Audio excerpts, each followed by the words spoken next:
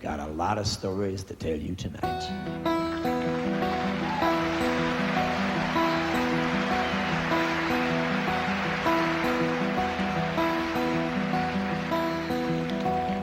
He was crazy, of course, from the first she must have known it, but still she went on with him, and she never once had shown it.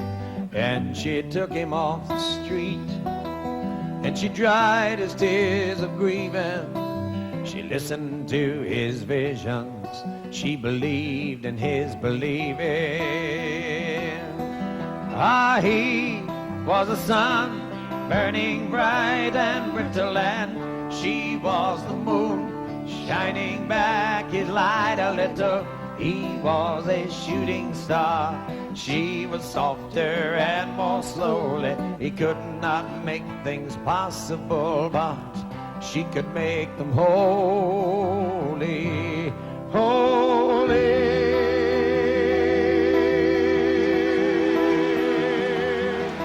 He was dancing to some music no one else had ever heard. He'd speak in unknown languages, she would translate every word.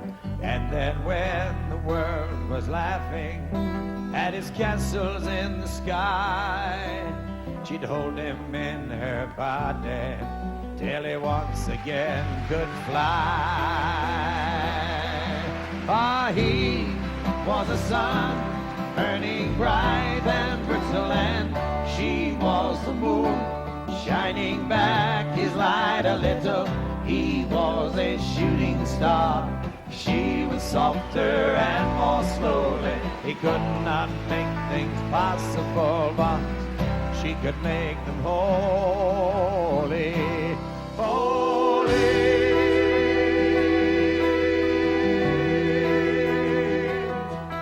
She gave him a daughter, and she gave him a son. She was a mother and a wife and a lover. When the day was done, he was too far gone, but giving love what he offered in its stead was the knowledge she was the only thing that was not in his head.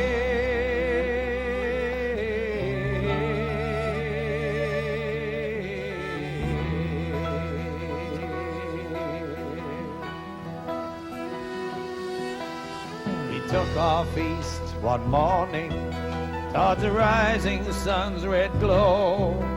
She knew he was going nowhere, so of course she let him go. And as she stood and watched him dwindle, much too empty to be sad, he reappeared beside her, saying, "You are all I've ever had." Ah, he was a sun, burning bright and brittle, and she was the moon, shining back his light a little. He was a shooting star, she was softer and more slowly. He could not make things possible, but she could make them holy.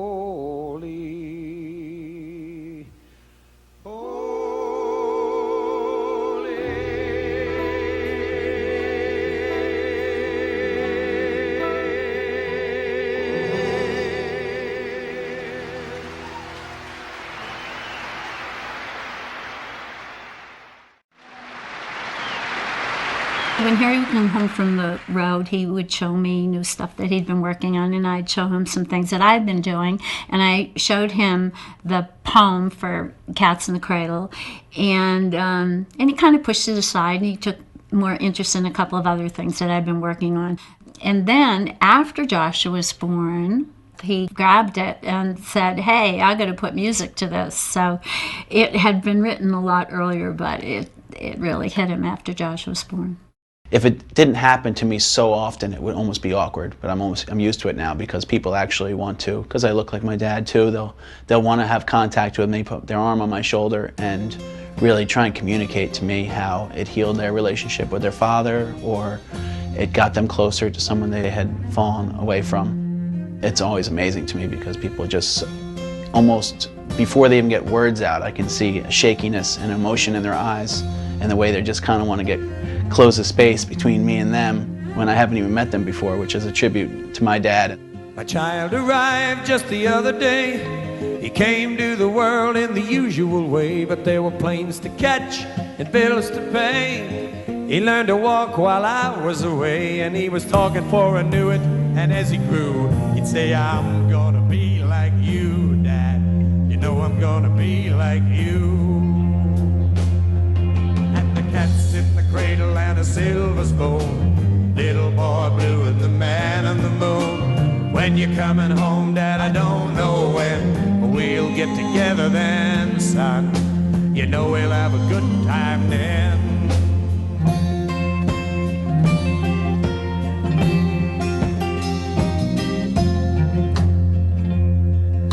My son turned 10 just the other day. He said, thanks for the ball, Dad, come on, let's play. Can you teach me to throw? I said, not today, I got a lot to do. He said, that's okay, and they walked away, but his smile never dimmed and said, I'm gonna be like him, yeah, you know I'm gonna be like him. And the cat's in the cradle and a silver spoon, little boy blue and the man on the moon. When you're coming home, Dad, I don't know when, we'll get together then, son. You know we'll have a good time then.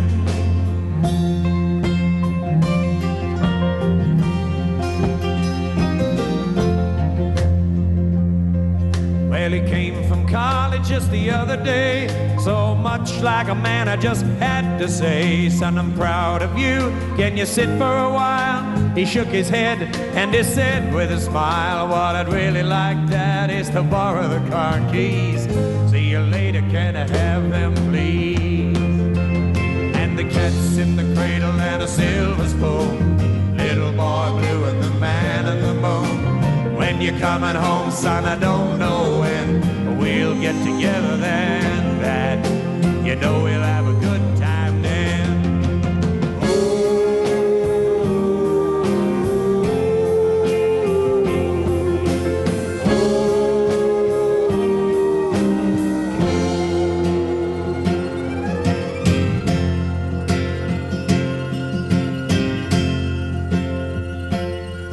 Well, I've long since retired, my son's moved away. I called him up just the other day. Said I'd like to see you if you don't mind. He said I'd love to, Dad, if I can find the time. You see, my new job's a hassle and the kids have the flu, but it's sure nice talking to you, Dad. It's been sure nice talking to you.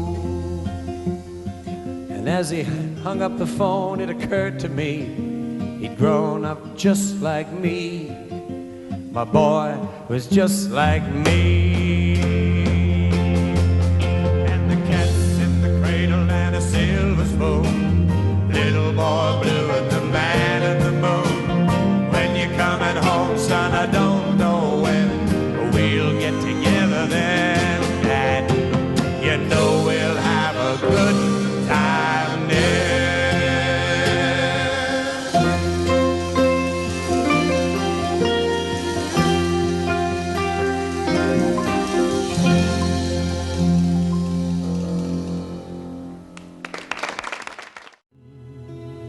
Harry was constantly picking up observations from the environment, whether a taxi cab or a stewardess on a plane, constantly making notes. He saw a review in the New York Times about a singer making his debut at Town Hall in New York City, who was a real guy named Martin Turbley from Dayton, Ohio. He read the story. Why was he attracted to it, and why did he clip it and hold it? It's because it was part of his story, because he got bad reviews. So he could feel that guy's pain and disappointment in his story, and he could tell it. Mr. Tanner was a cleaner from a town in the Midwest, and of all the cleaning shops around, he'd made his the best. But he also was a baritone who sang while hanging clothes. He cracked the scales while pressing tails and sang at local shows. His friends and neighbors praised the voice that poured out from his throat. They said that he should use his gift instead of cleaning coats.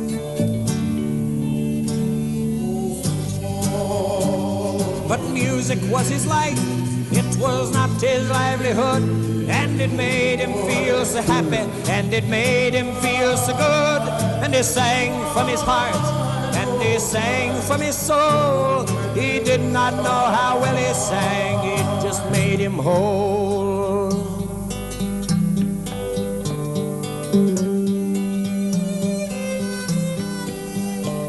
His friends kept working on him to try music out full time. A big debut and rave reviews, a great career to climb. Finally they got to him, he would take the fling. A concert agent in New York agreed to have him sing. And there were plane tickets, phone calls, money spent to rent the hall. It took most of his savings, but he gladly used them all.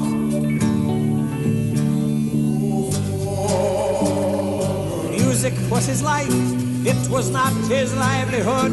And it made him feel so happy, and it made him feel so good. And he sang from his heart, and he sang from his soul. He did not know how well he sang, it just made him whole.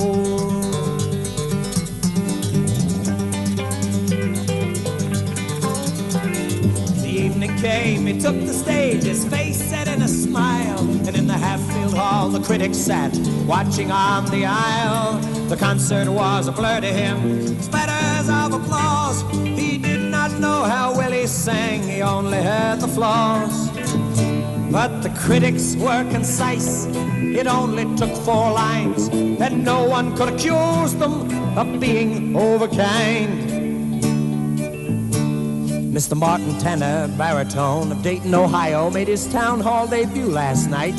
He came well prepared, but unfortunately his presentation was not up to contemporary professional standards. His voice lacks the range of tonal color necessary to make it consistently interesting. Full-time consideration of another endeavor might be in order.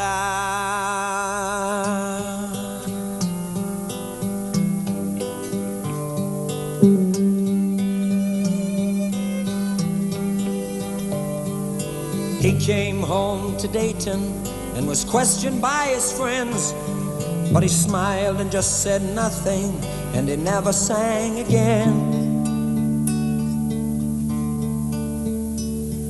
Excepting very late at night when the shop was dark and closed.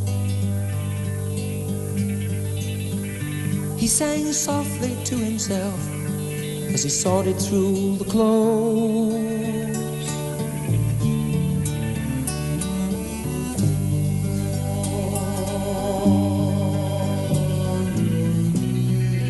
Music was his life, it was not his livelihood.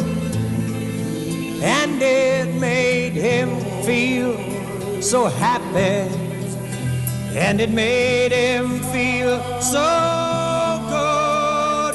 And he sang from his heart, and he sang from his soul. And he did not know how well he sang, it just made him whole.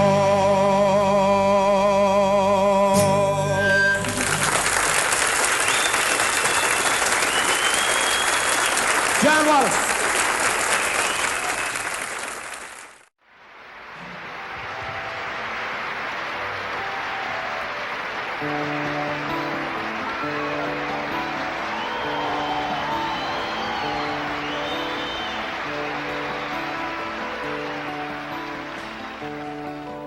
It was raining hard in Frisco. I needed one more fare to make my night. lady up ahead waved the flag me down. She got in at the lights. Oh, where you going to, my lady blue? It's a shame you ruined your gown in the rain. She just looked out the window. She said 16 Parkside Lane.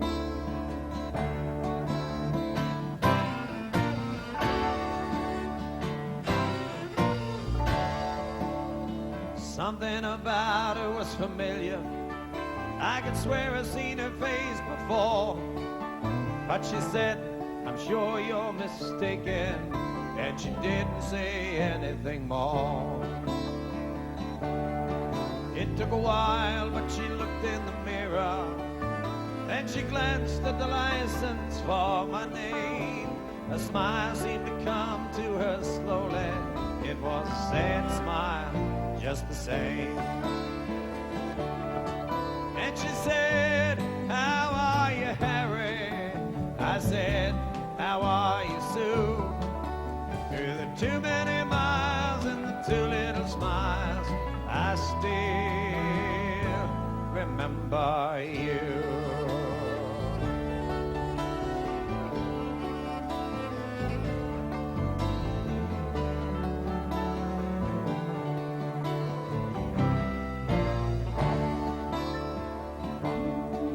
It was somewhere in a fairy tale. I used to take her home in my car. We learned about love in the back of a Dodge. The lesson hadn't gone too far. You see, she was gonna be an actress. I was gonna learn to fly. She took off to find the footlights. I took off to find the sky.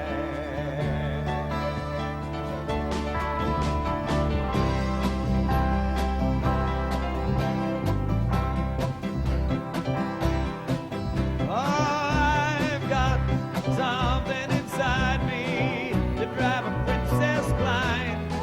There's a wild man wizard, he's hiding in me, illuminating my mind. Oh, I've got something inside me, but it's not what my life's about. 'Cause I've been let my outside tide me over till my time runs out.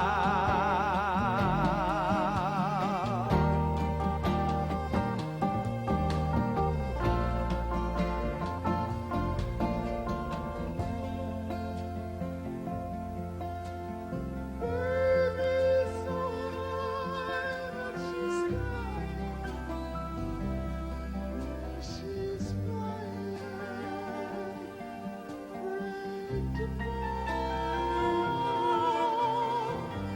I'll tell you why baby's crying, 'cause she's dying on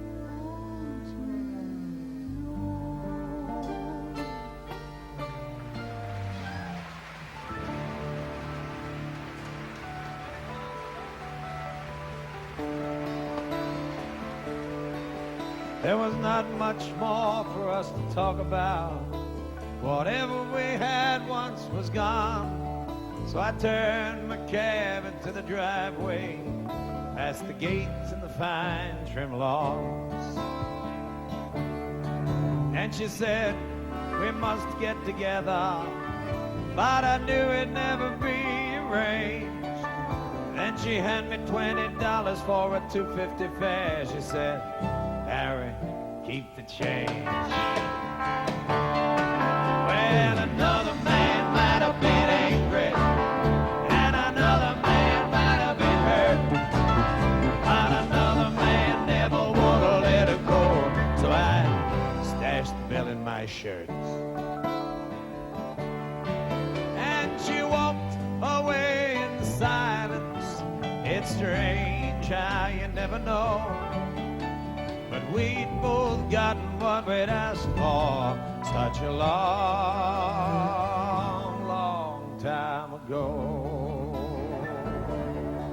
You see, she was gonna be an actress, and I was gonna learn to fly. She took off to find the footlights, I took off for the sky. And here she's acting happy inside her handsome home, and me, I'm flying in my taxi, taking tips and getting stoned. I go flying so high when I'm stoned.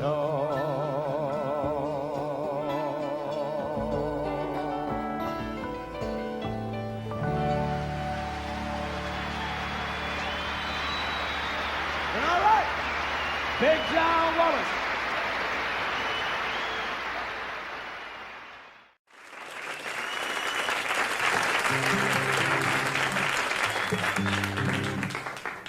Here's a song that I could probably talk about for 2 weeks, but I'm not going to burden you, and hopefully the story and the words will tell it the way it should be.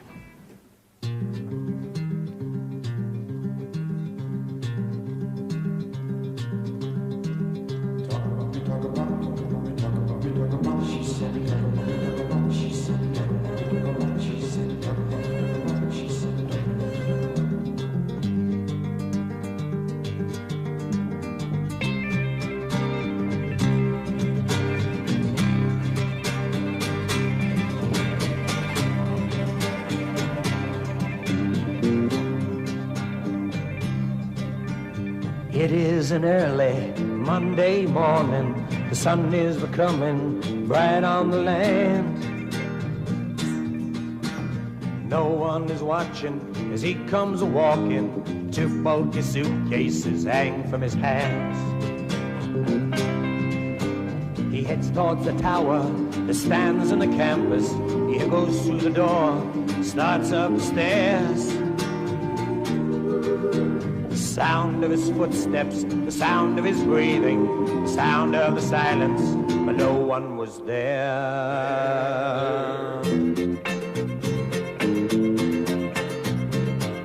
I did not really know him, he was kind of strange. Always sort of sat down, he never seemed to change.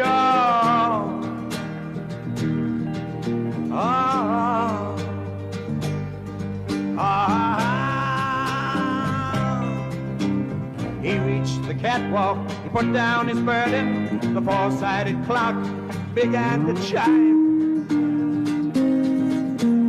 7 a.m., the day is beginning. There's so much to do, so little time.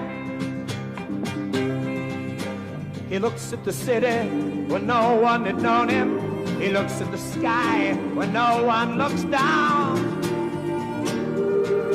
He looks at his life and what it had shown him. He looks for his shadow, it cannot be found.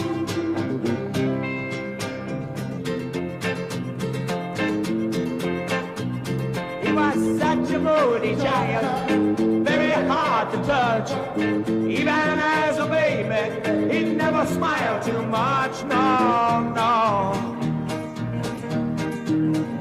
no, no.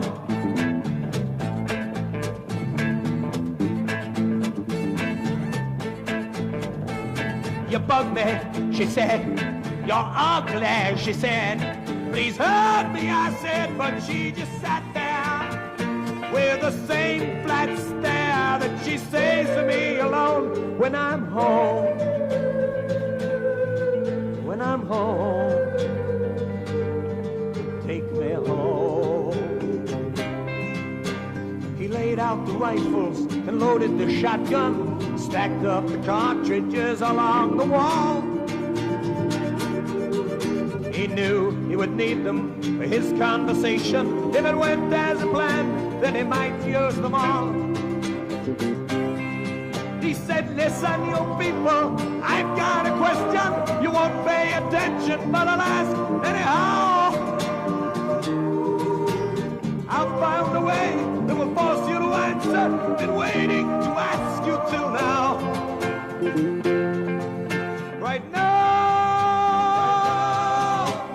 am I am a lover who's never been kissed. Am I am a fighter who's not made a fist. Am I, if I am alive, then there's so much I've missed. How do I know I exist? Are you listening to me? Are you listening to me? Am I? The first words he spoke took the town by surprise. One got Mrs. Gibbons above her right eye. It blew her through the window, wedged her against the door. Reality born from her face, staining the floor.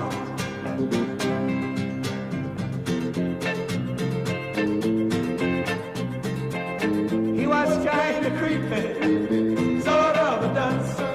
I met him at the corner bar, but I only dated the poor boy once, that's all. Just once, that was all. Bill Whedon was questioned as he stepped from his car. Tom Scott ran across the street, but he never got that far. Police were there in minutes, they set up barricades, but he spoke right on over them in a half-mile circle in the dumbstruck city. His pointed questions were sprayed.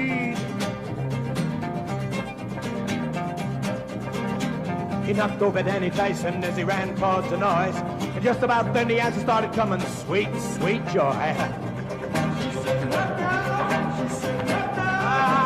Thudding in the clock face, winding off the walls, reaching up to where he sat there answering calls. 37 people got his message so far. Yes, he was reaching them right where they are.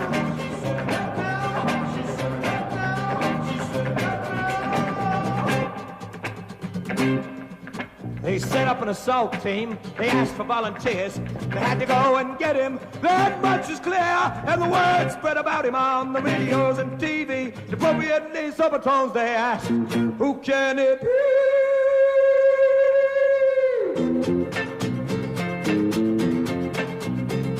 He was a very dull boy, very taciturn. Not much of a joiner.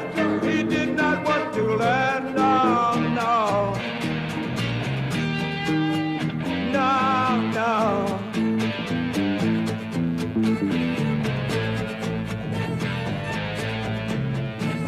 They're coming to get me. They don't want to let me stay in the bright light too long. It's getting under now. It's going to be soon now. But oh, what a wonderful song.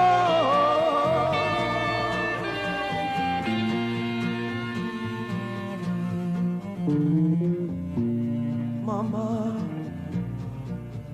won't you nurse me? Rain me down the sweet milk of your kindness. Mama, it's getting worse for me.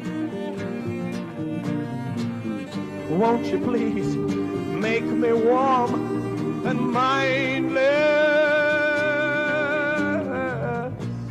Mama, yes, you have cursed me. I never will forgive you for your blindness. I hate you. The wires are all humming for me, and I can hear them coming for me. So they'll be here, but there's nothing to fear. Not anymore, though they blasted the door. As the copter dropped the gas, he shouted, "Who cares?" They could hear him laughing as they started up the stairs. They stormed out on the catwalk, blinking at the sun, with their final fusillade. His answer had come. Am I? There is no way that you can hide me. Am I? Though you have put your fire inside me. Am I? You've given me my answer. Can't you see? I was.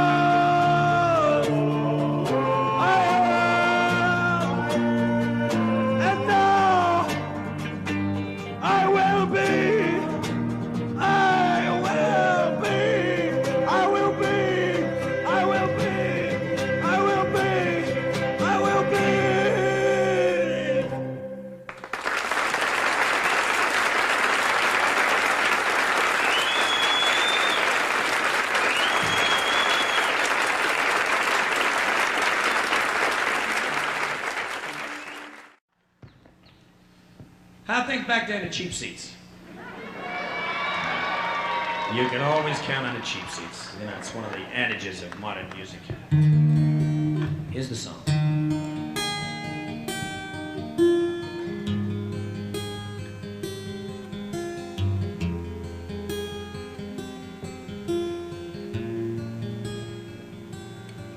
It was my first full year of college. I lived in a college town. Went and rented a room in a rooming house that was tumbling down. I did not have the money then to pay for a better place. Still, all in all, it suited a boy making the paper chase.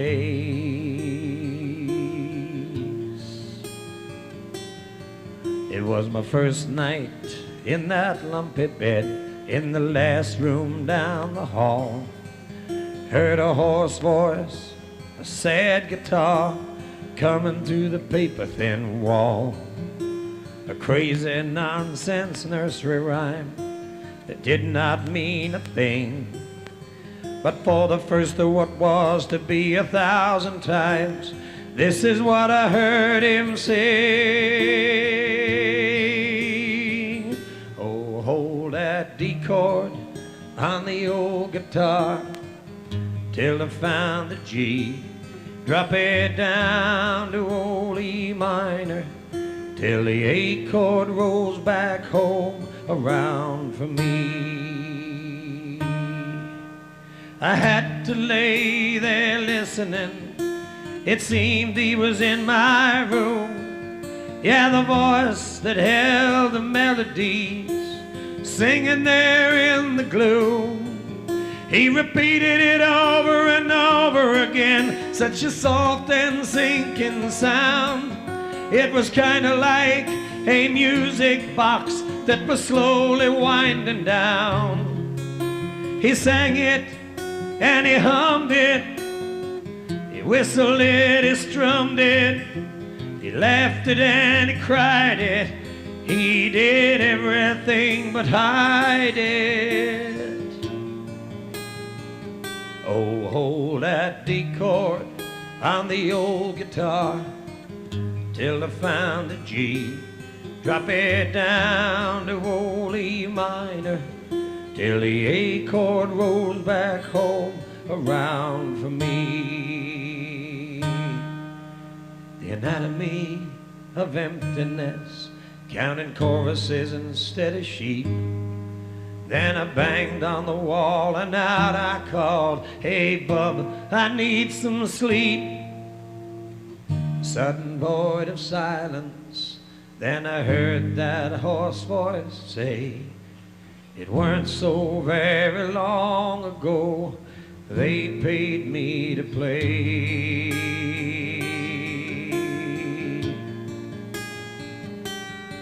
I said, "It's a little late for music, bub, 2 hours till it's daylight." He said, "I need my music most in the dark hours of the night." You see, I've tried getting high on something, son, but it only brings me down. Staying dry don't work out better, son. My eyes get wet and I drown. Please let me continue, and I'll be in your debt. You see, I'm not singing to remember, I'm singing to forget. Oh, hold that D chord on the old guitar till I found the G. Drop it down to old E minor till the A chord rolls back home around for me.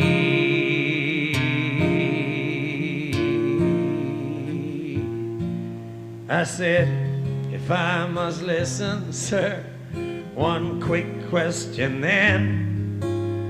Why in the hell do you sing one song over and over again? He gave a sound like a rusty wood rasp on a board from an old woodshed. At first I thought it was weeping. Then this is what he said. He said, I gave her the music, son. She gave me the words. Together we'd write the kind of songs the angels must have heard. Of course we'd fight like cats and dogs, but life ain't no rosebud dream. Still whatever we do, everybody knew we truly were a team. I said, you sound like what's his name? He said, that's who I am. But you can't wrap a name around your son, 'cause it really don't mean a damn. You see, I can't remember now if I done it wrong or if she done wrong to me. All I know is when I let her go, that it did not set me free. A song don't have much meaning when it don't have nothing to say. What she could do was magic, boy. All I could do was play.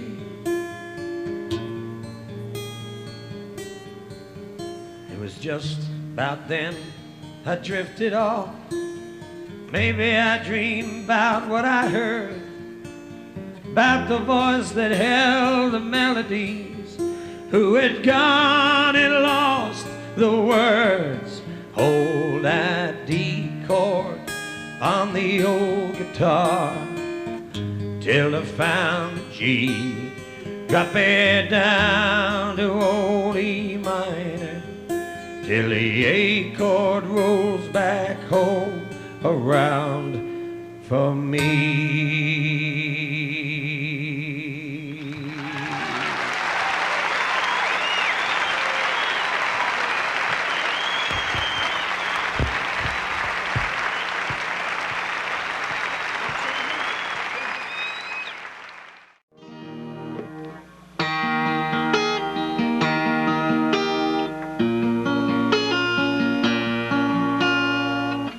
I'm the green young gentleman, and you're the lady with the past. And I guess I'm insecure about how long we will last. And I saw through in my mind the little that I know, and the only things I find from where my musings go is that kind of confusion that just makes more questions come about the wild and shady world that you must have wandered from. You see, I have no real complaints of how you've left your past behind. I guess what gets me worried is you've erased him from your mind.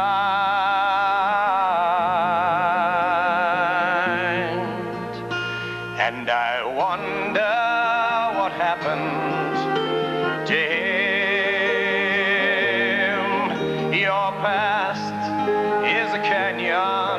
and I'm a stranger on the rim. I'm looking down below to where it's misty and dim, but where they're still shining a faint glow from a light, it makes me wonder where he is tonight.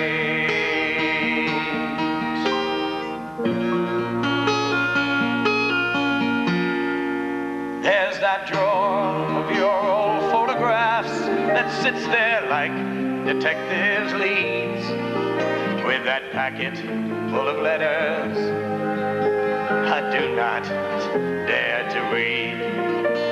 And then there is that negligee that is made for candlelight. You know I've never seen you wear it.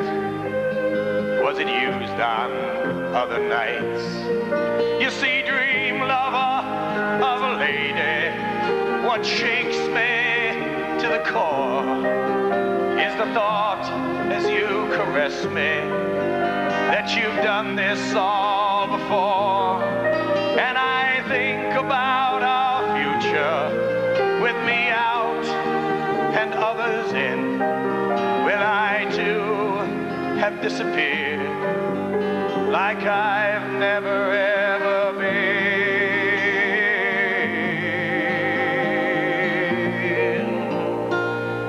And I wonder what happened to him. Your past is a canyon, I'm a stranger on the rim. I'm looking down below to where it's misty and dim, but where they're still shining a faint glow from a light, it makes me wonder where he is. I wonder where he is. Can't help but wonder where he is tonight.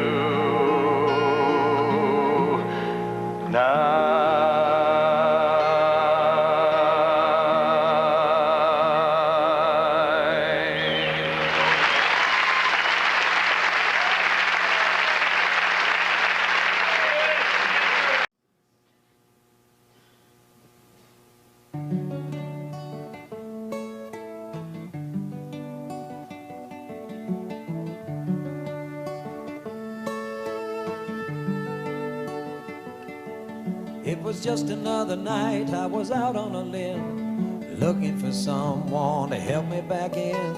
A couple of hours of cruising around brought me into a bar and sat me down. Nothing much good to be found. So I got into talking to the old barman. He said, you got a problem I can understand, and I know a little lady who is all alone. If you find her, she will take you home. She don't like to spend her nights alone. Ah, they call her easy. Yes, they say it's not a way for a body to be. They call her easy, 'cause she's giving out her love for free.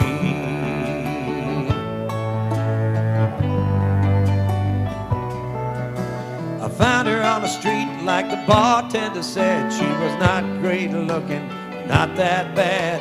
I walked on up to her and didn't say a word, but my eyes were talking and she must have heard. I know she heard me.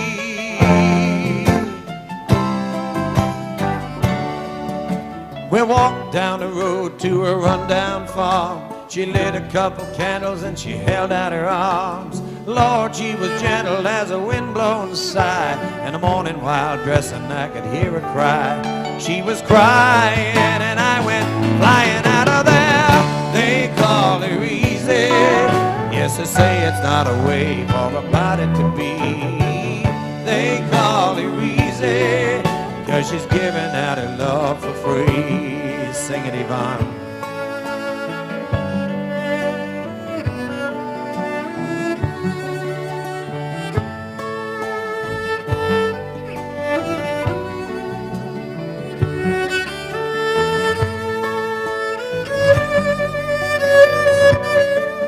was the next day. I was walking in town. I saw the old bartender and I flagged him down. I thanked him for the girl and told him that she had pleased me. Laughed a little bit about how she was easy.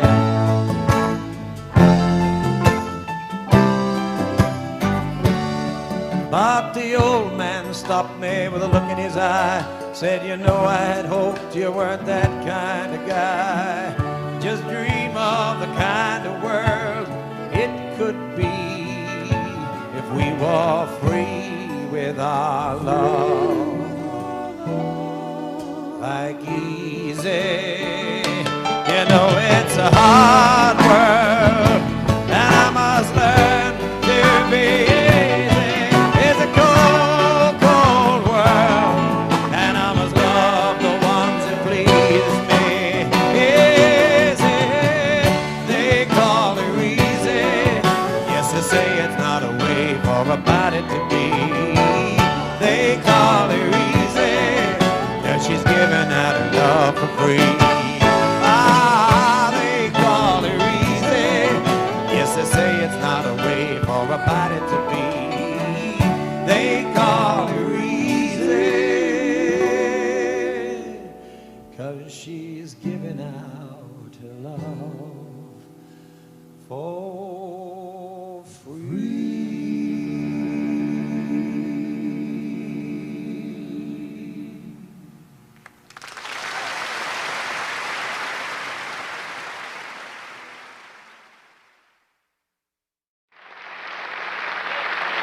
Is an extremely talented songwriter and singer. This is his about to be released album called Portrait Gallery. Would you welcome back, please, Harry Chapin. Harry.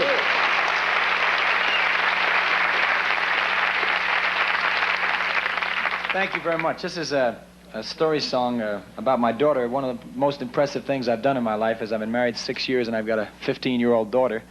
And it's a song about her called Song for Jamie, Your Tangled Up Puppet.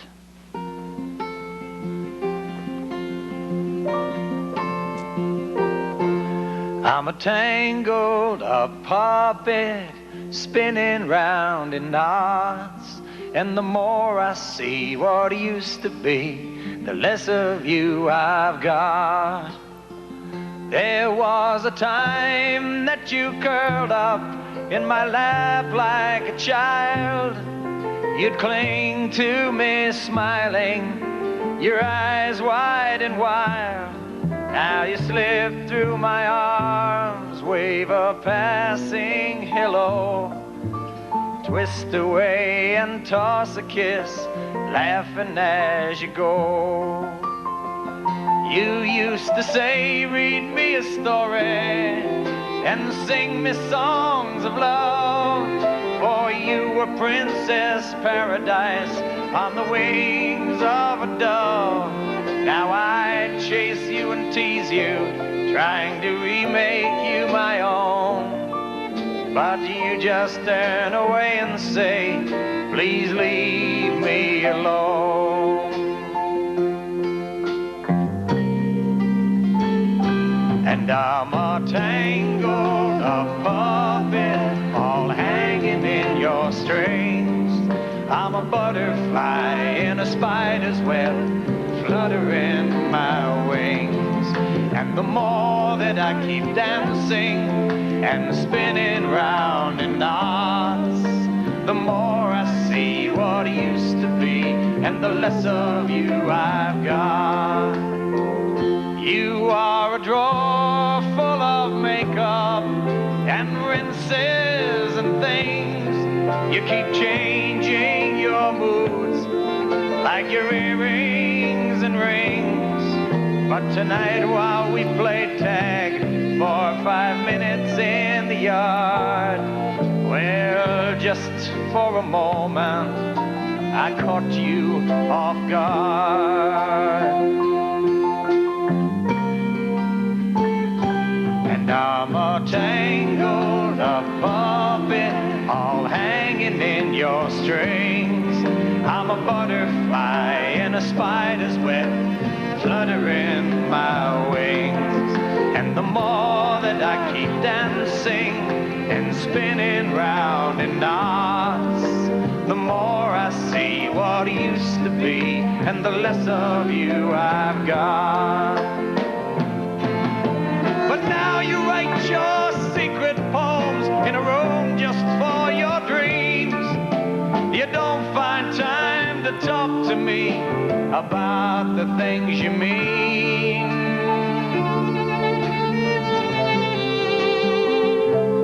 What I mean is, I have watched you take shape from a jumble of parts and find the grace and form of a fine work of art. Hey, you, my brand new woman, newly come into your own. Don't you know that you don't need to grow up all alone?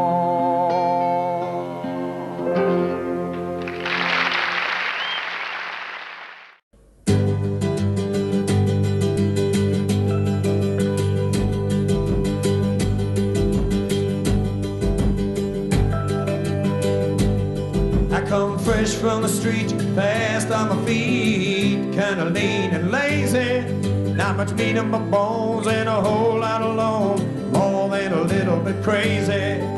The old six string was all I had to keep my belly still, and for each full hour lesson I gave, I got a crisp $10 bill. You see, she was married for 7 years to a concrete castle king. She said she wanted to learn to play the guitar and to hear her children sing. So I'd show up about once a week in my faded tan leg jeans, with a backlog full of hobo stories and a dilapidated dream. She said, I want to learn a love song full of happy things. She said, I want to learn a love song, won't you let me hear you sing? She said, I want to learn a love song, want to hear you play. She said, I want to learn a love song before you go away.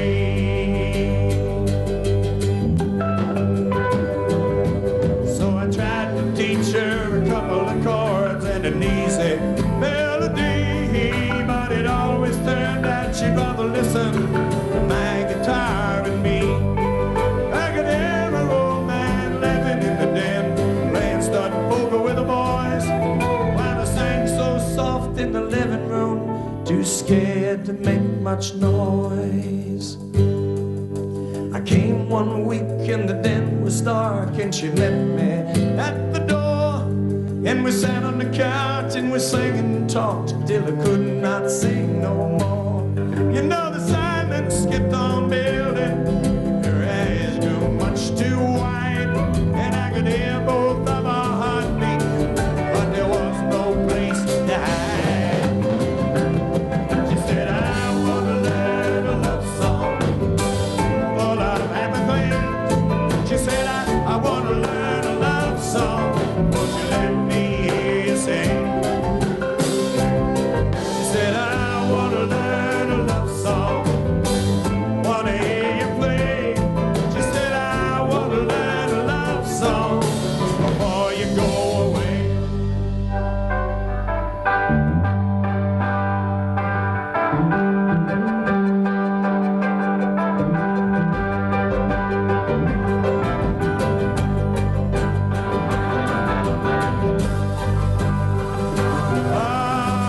Guess you know what happened. My God, I've never been so clean. Yeah, I feel like I'm working in a Hollywood movie, living out a good bad dream. And all them pin-up girls in that tinsel world never touched me like she can.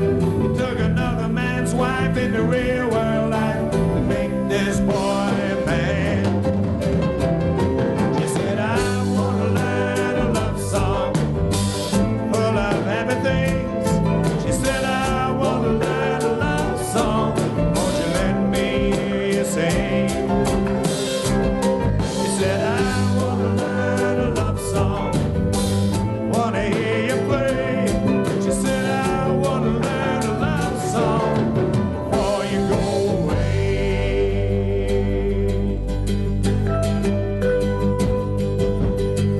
Yes, you know I stay.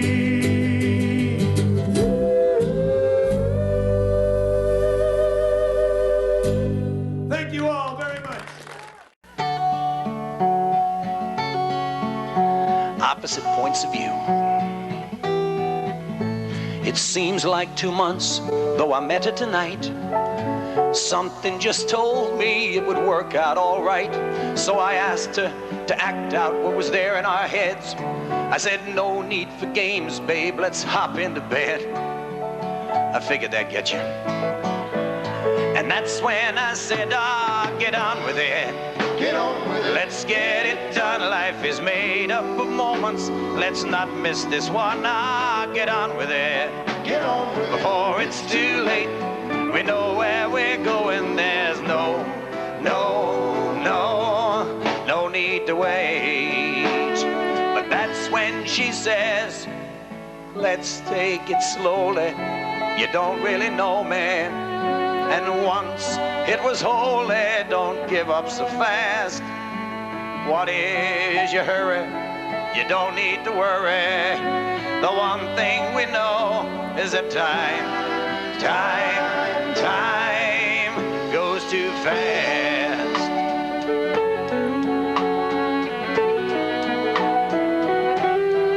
Soon it's working so well, I've got her moving in.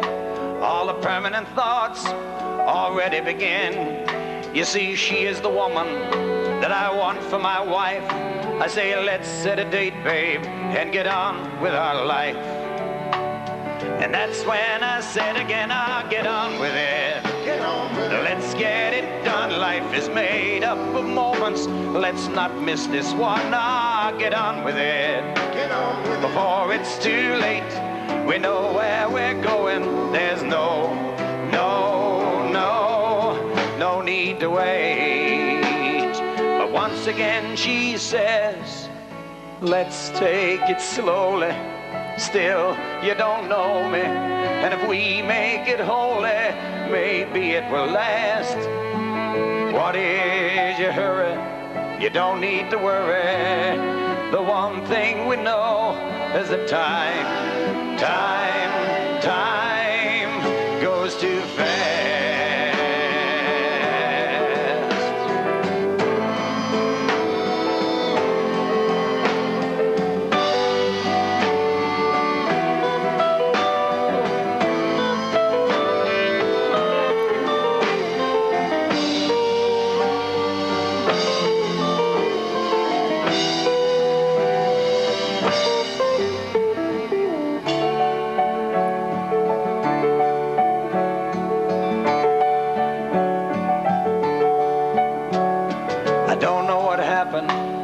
As we moved along, but all of a sudden it's worked out all wrong. She says, it's all over, let's not drag out the end. If we split up now, then at least we'll stay friends. And that's when she says, get on with it. Get on with it. You know it's all done, and we've had our moments. Don't prolong this one. Get on with it. Get on with it. You know it's too late. Yes, it's all over. There's no need to wait. But that's when I say, let's take it slowly. You know how you know me, and once it was holy, don't give up so fast. What is your hurry? You don't need to worry. The one thing we know is that time goes too fast.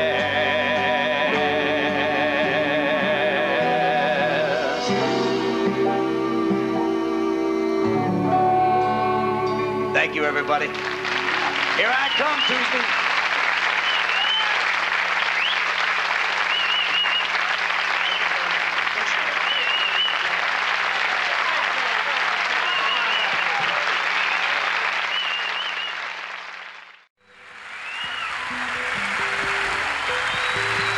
This is a brand new song that I really want to do for you. I've been in a super romantic mood over the last 6, 8 months. I think I did it for one of the 2 shows we were here in January. It's a song I wrote the lyrics to on a particularly wild flight one night going from Austin to Dallas, the night that Wichita Falls bit to bury. That tornado went through and just ruined the town. It's north of Dallas, and so I was going up and down. And I saw my life flash in front of my eyes, and I ended up writing this story called Story of My Life. This is also a song, I guess, that's best for people who've had a couple years go through their belts. I can see myself, it's a golden sunrise. Young boy, open up your eyes. It's supposed to be your day. Now off you go, horizon bound. You won't stop until you found your own kind of way. And the wind will whip your tousled hair, the sun, the rain, the sweet despair, brave tales of love and strife.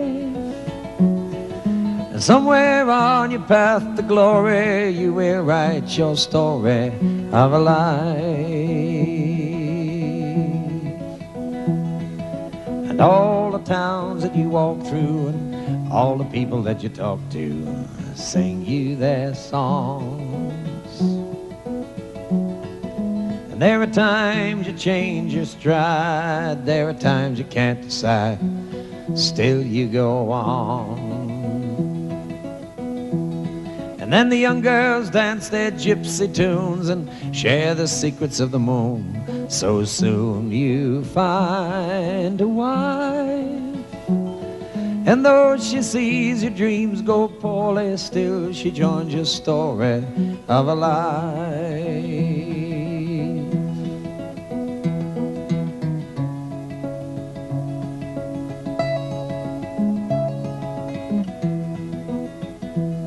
So you settle down and the children come and you find a place that you come from. Your wandering is done, and all your dreams of open spaces you find in your children's faces one by one. And all the trips you know you missed and all the lips you never kissed cut through you like a knife. And now you see stretched out before thee just another story of a life. So what do you do now when she looks at you now? You know those same old jokes all the jesters tell, you tell them to her now. And all the same old songs all the minstrels sang, you sing them to her now. It don't matter anyhow, 'cause she knows by now. And every chance you take don't mean a thing. What variations can you bring to this shop-worn melody? And every year goes by like a tolling bell. It's battered merchandise you sell, not well she can see. And though she's heard it all 1,000 times, couched in your attempted rhymes, she'll march to your drum and fife. But the question echoes up before me, where's my magic story of a life?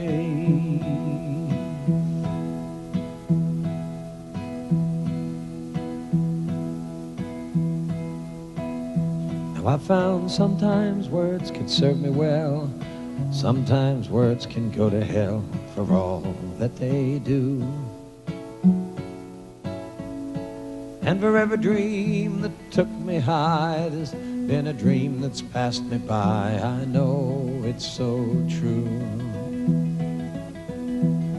And I can see it clear out to the end, and I'll whisper to her now again, because she shared my life. Far more than all the ghosts of glory, she makes up the story. She's the only story of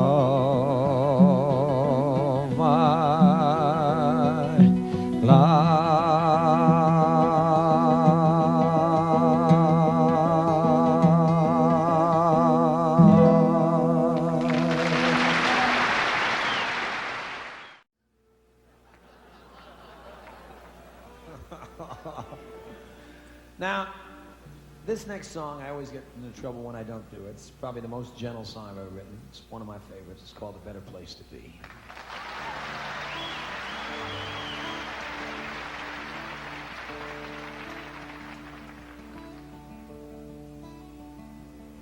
It was an early morning barroom, and the place just opened up. And a little man came in so fast, and he started at his cups. And the broader served the whiskey. She was a big old friendly girl who tried to fight her empty nights by smiling at the world. And she said, "Hey, bub, it's been a while since you've been around. Where the hell you been hiding?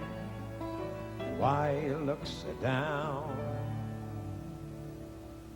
The little man just sat there like he'd never heard a sound. The waitress, she gave out with a cough, and acting not the least put off, she spoke once again. She said, "I don't want to bother you. Consider it's understood. I know I'm not no beauty queen, but I sure can listen good." And the little man took his drink in his hand and he raised it to his lips. He took a couple of sips and then he told that waitress this story. "I am the midnight watchman down at Miller's Tool and Die, and I watch the metal rusting, I watch the time go by. A week ago at the diner, I stopped to get a bite, and this here lovely lady, she sat 2 seats from my right. And Lord, Lord, Lord, Lord, Lord, Lord, she was all right.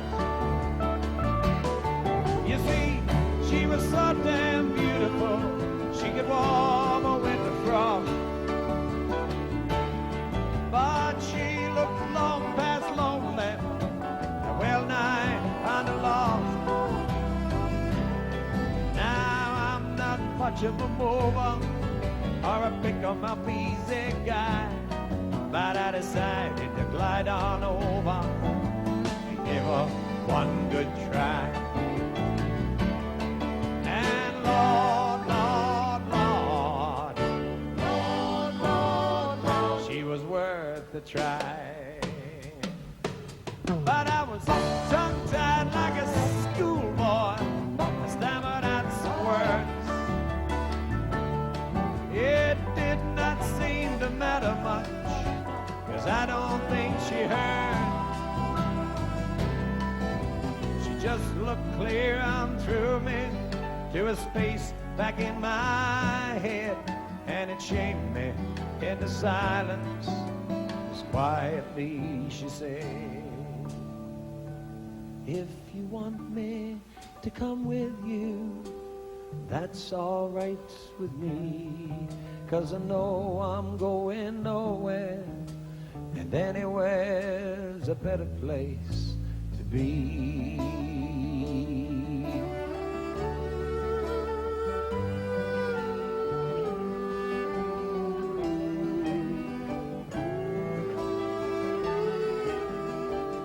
Anywhere's a better place to be.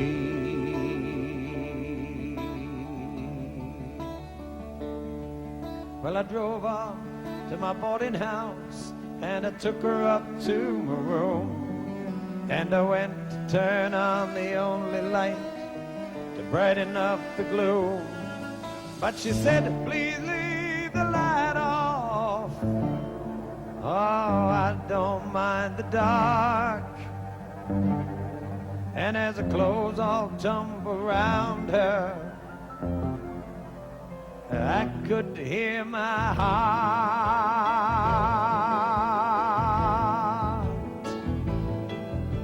The moonlight shone upon her as she lay back in my bed.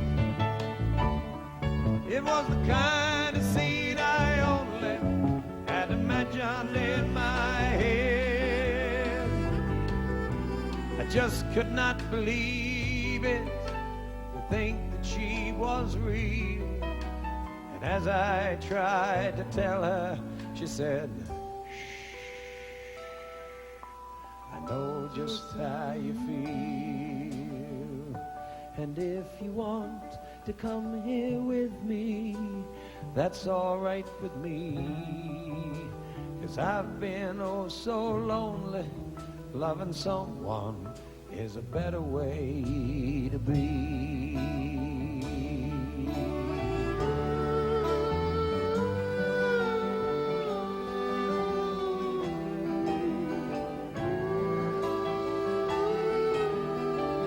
Anywhere's a better place to be.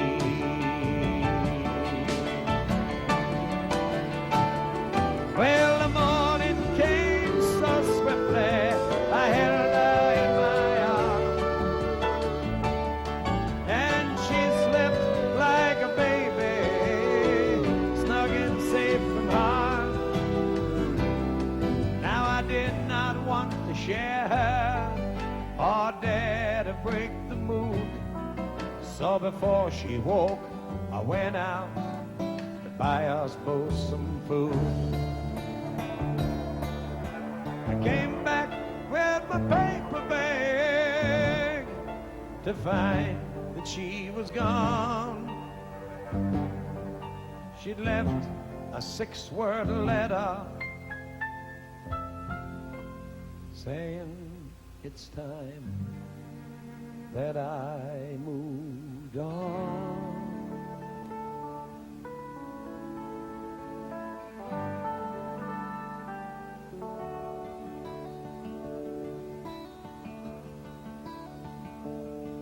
You know that waitress, she took her bar rag and she wiped it across her eyes. And as she spoke, her voice came out as something like a sigh. She said, I wish that I was beautiful, or that you were halfway blind. And I wish I weren't so goddamn fat. I wish that you were mine. And I wish that you'd come with me when I leave for home. For we both know all about emptiness and living all alone. And the little man looked at the empty glass in his hand, and he smiled a crooked grin. He said, I guess I'm out of gin, and I know we both have been so lonely. And if you want me to come with you, that's all right with me. 'Cause I know I'm going nowhere, and anywhere a better place to be.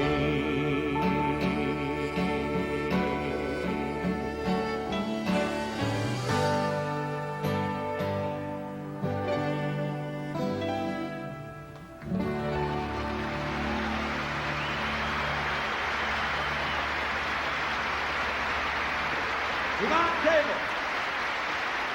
Yep.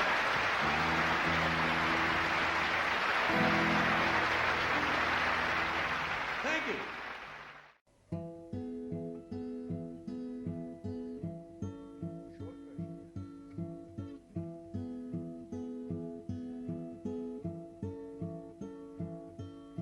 I would not be so stoned if my Mary were here. I don't think I'd have phoned you if my Mary were here. But I'm a sad Saxon Galahad whose sword's around his knees, with a grail no longer holy and a prayer that's saying please. I would not be alone if my Mary were here, but she took off, and Lord, I'm lost.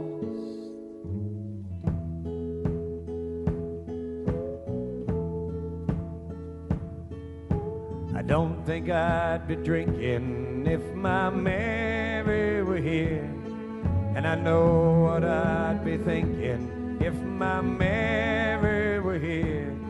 We'd be wrapping up a blanket full of cheddar cheese and wine, packing up our camper with a rendezvous in mind, and we'd picnic out in Lincoln Park if Mary were here.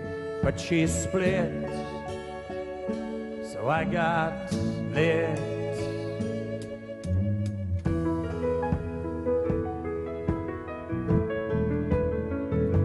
And I'm so sorry that I called you, babe, in the middle of the night, but you're the one who listens when I need a little light. I know we haven't talked since I dropped you in the dirt. I know you're not my lady now, but baby, how I hurt.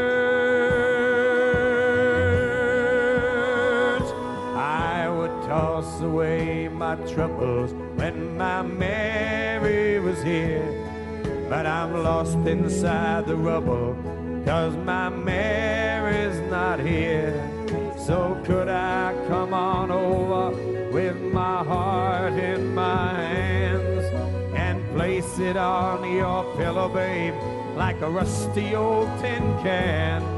I'm drunk and seeing double 'cause my Mary's not here. Once again, be the friend that you've been, and take me in. Please take me in.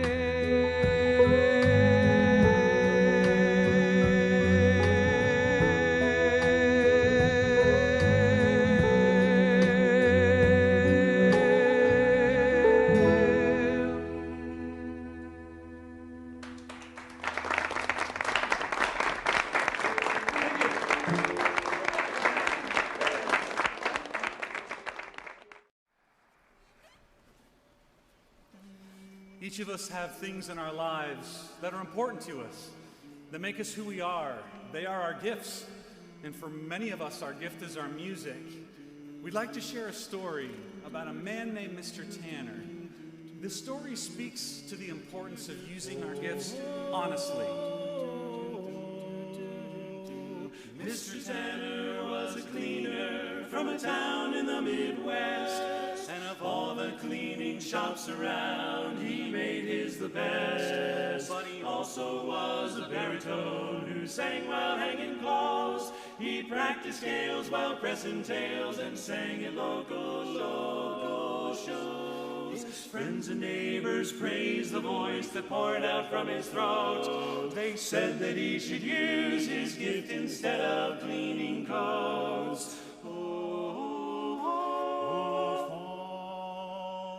But music was his life, it was not his livelihood, and it made him feel so happy, it made him feel so good, and he sang from his heart, and he sang from his soul.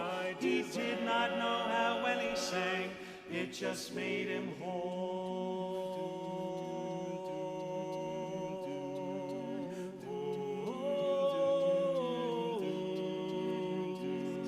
His friends kept working on him to try music out full time. Big debut and rave reviews, a great career decline. Finally they got to him, he would take the fling. A concert agent in New York agreed to hear him sing. And there were plane tickets, phone calls, money spent to rent the hall. Took most of his savings, but he gladly used them all.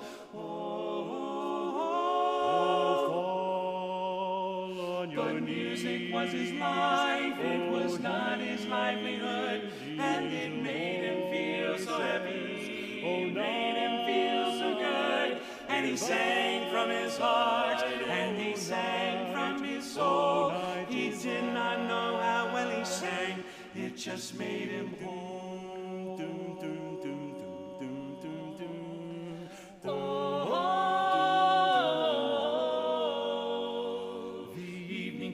He took the stage, his face set in a smile. In the half-filled hall, the critics sat, watching on the aisle. The concert was a blur to him, spatters of applause. He did not know how well he sang, he only heard the flaws. But the critics were concise, it only took 4 lines. But no one could accuse them of being overkind. Mr. Martin Tanner, a baritone from Dayton, Ohio, made his town hall debut last night. He came well prepared, but unfortunately, his presentation was not up to professional contemporary standards. His voice lacks the tonal color necessary to make it consistently interesting. Full-time consideration of another endeavor might be in order.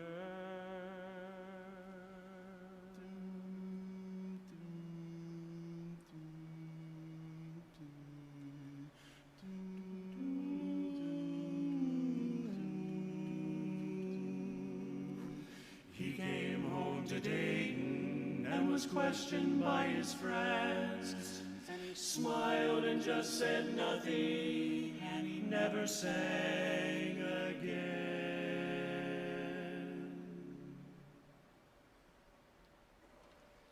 Excepting very late at night, when his shop was dark and closed, he sang Softly to himself as he sorted through the clothes. Oh, fall on your knees. music was his life, it was not his livelihood, and it made him feel so happy. It made him feel so good, and he sang from his heart, and he sang from his soul. He did not know how well he sang, it just made him whole.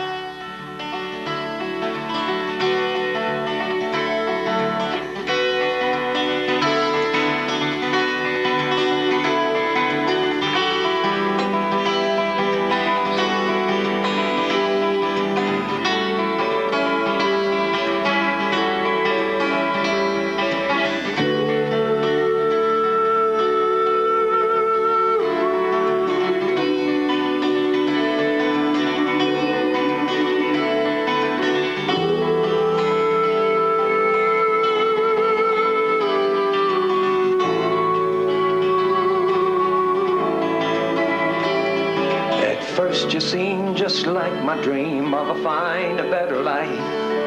Much more than I could ask for in a lover or a wife.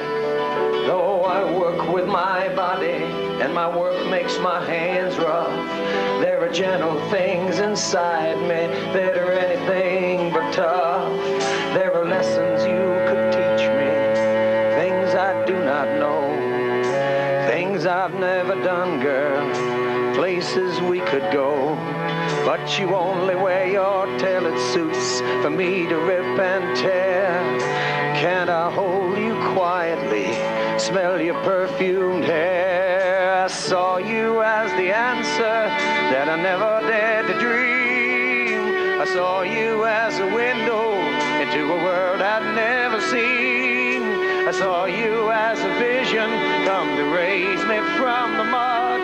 But you came to use my sweat to cool the fever in your blood.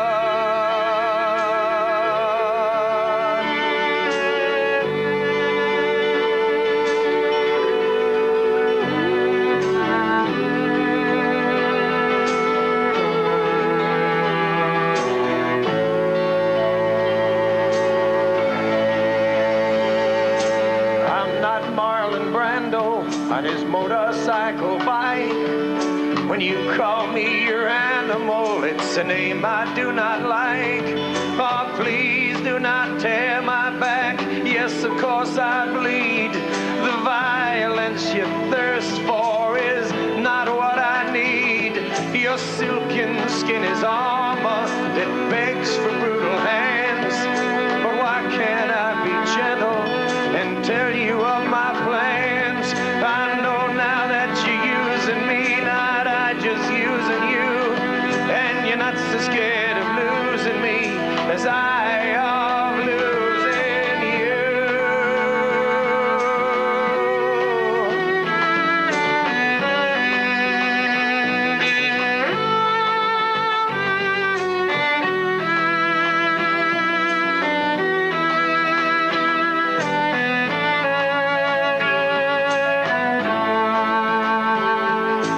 First you seemed just like my dream of a finer, better life. Much more than I could ask for in a lover or a wife. Though I work with my body and my work makes my hands rough, there are gentle things inside me that are anything but tough. I saw you as the answer that I never dared to dream. I saw you as a window into a world I'd never seen. I saw you as a vision come to raise me from the mud. But you came to use my sweat to cool the fever in your blood.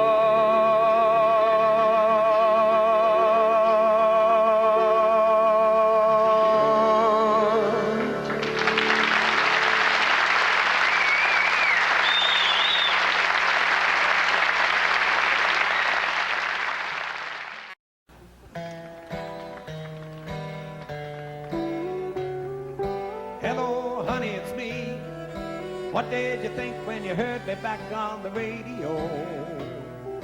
What did the kids say when they knew it was their long-lost daddy-o?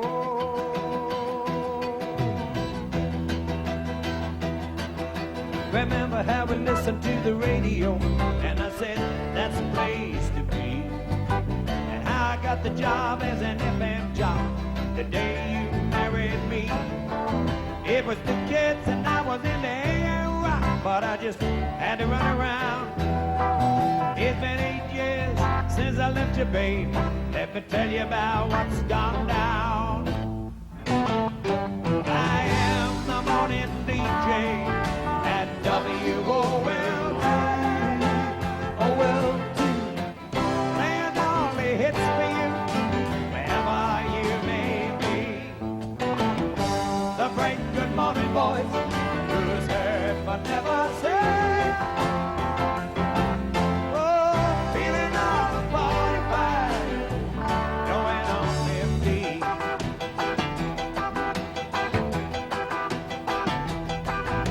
The drinking I did on my last big gig made my voice go low. They said that they liked the young sound. when they let me go. So I drifted on down to Tulsa, Oklahoma to do me a late night talk show. Now I work my way down home again, near the Boise, Idaho. That's how this business goes. I am the morning DJ at WOLD. Playing all the hits for you ever hear, baby. The great good morning voice, who is heard but never seen. If you keep on singing low like that, you're gonna turn the little girls on. I'm ready, ready, ready. Hey, Steve, help me out on the bridge, bro. I need help out now. I've been making extra money doing high school ha-has. I'm the big-time guest MC. You should hear me talking to the little children and listen what they say to me. Got a spot on the top of my head, just begging for the flute to play, and to tie around the nut from sitting on mine, but it's never gonna go away. All right, Steve Chapin.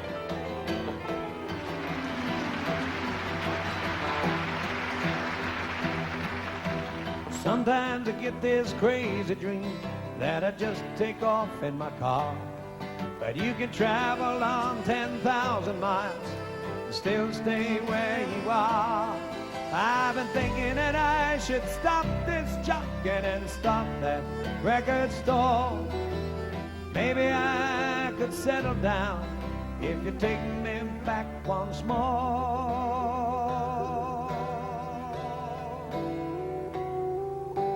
Okay, honey, I see. Guess he's better than me. Sure, old girl, I understand. You don't have to worry, I'm such a happy man. W-O-L-D, W-O-L-D, W-O-L-D. I am the morning DJ at WKRP. KRP. Playing disco bullshit, and you can't pass by me. The bright good morning voice, who is heard but never said. Oh, feeling all 45, going on 15. So, suck it to me, suck it to me, suck it to me. I am the morning DJ at WOL.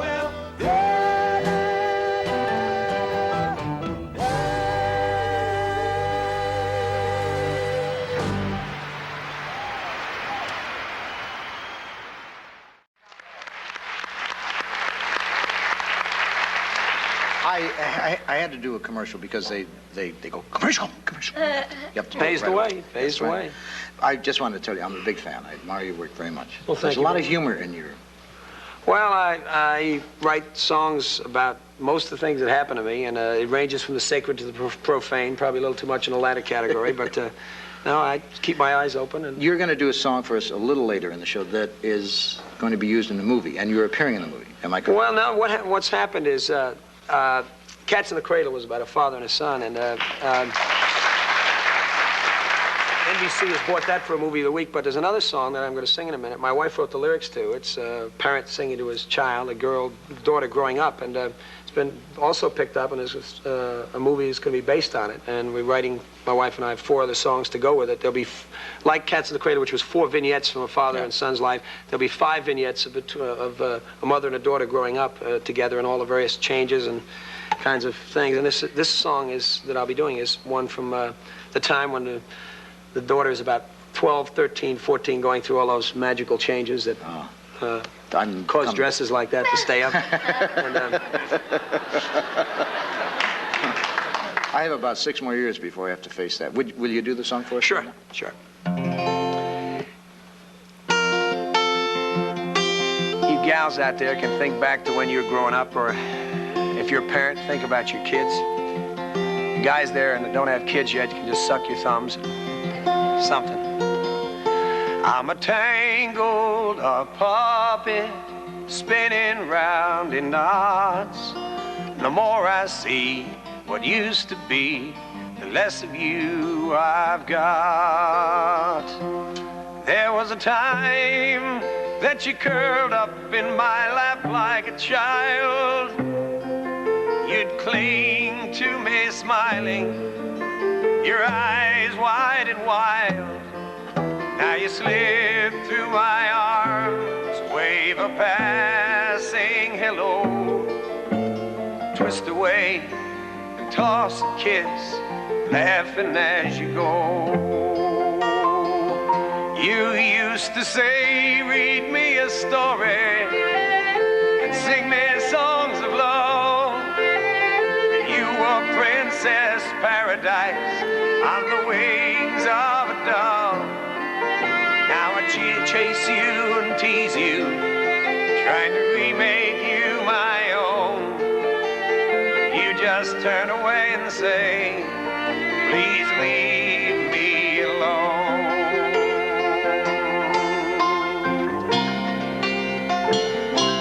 And I'm a tangled up puppet, all hanging in your strings.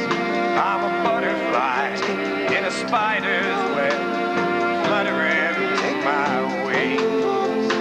And the more that I keep dancing and spinning round in knots, the more I see what used to be, and the less of you I've got. You are a drawer full of makeup and rinses and things. You keep changing your moods like your earrings and rings. But tonight, while we play tag for 5 minutes in the yard, well, just for a moment, I caught you off guard.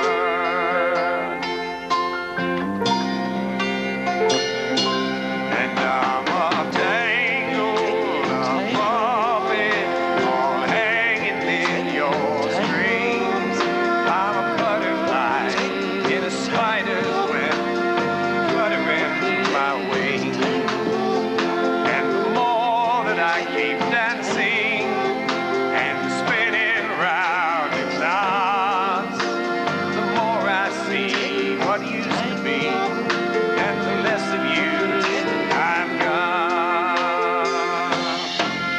But now you write your secret poems in a room just for your dreams. You don't find time to talk to me about the things you mean.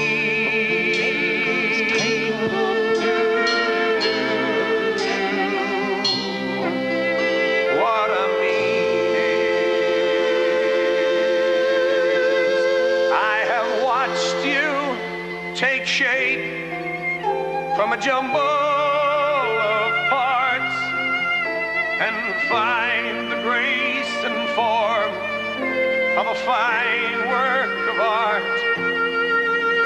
Hey, you, my brand new woman, newly come into your own.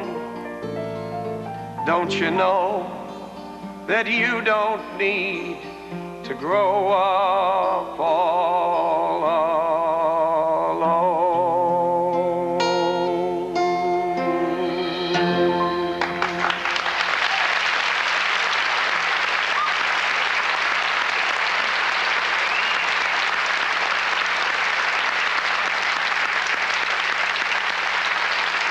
More of the show right after this commercial break, so stay tuned.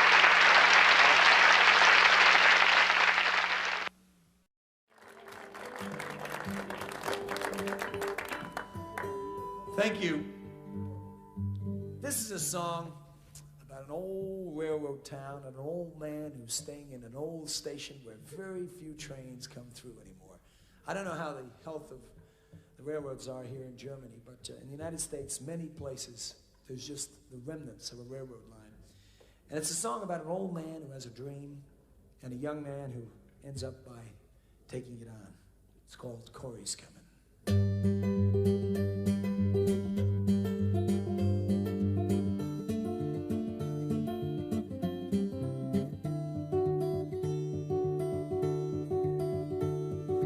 Old John Joseph was a man with two first names.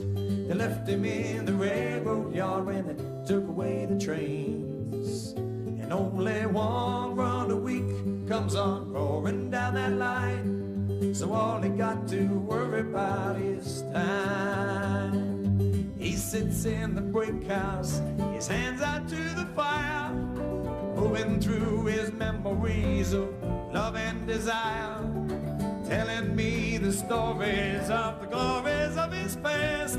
But he always says the story of his Corey for the last.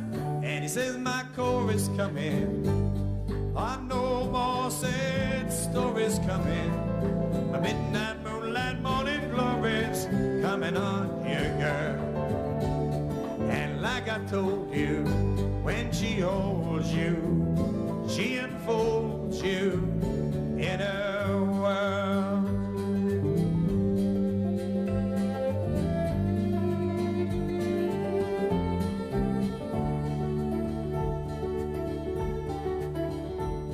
I'd come by in the evening to find out where he'd been. He'd say, come on, sit down, kid, where shall I begin? And I'd say, you know my favorite, though you know I like the rest, but I love the way you tell me of your Corey the best. And so I'd hear his lifelong love recreated by his tongue. He'd turn back the years, she'd seem forever young, though the other stories changed as they rode through his head. He'd say the same words about Corey just before he went to bed. And then he'd send me away, and he'd be smiling as he said, can't you see my Corey's coming? I know more sad stories coming. My midnight moonlight morning glories coming on you, girl. And like I told you, when she holds you, she enfolds you in her world.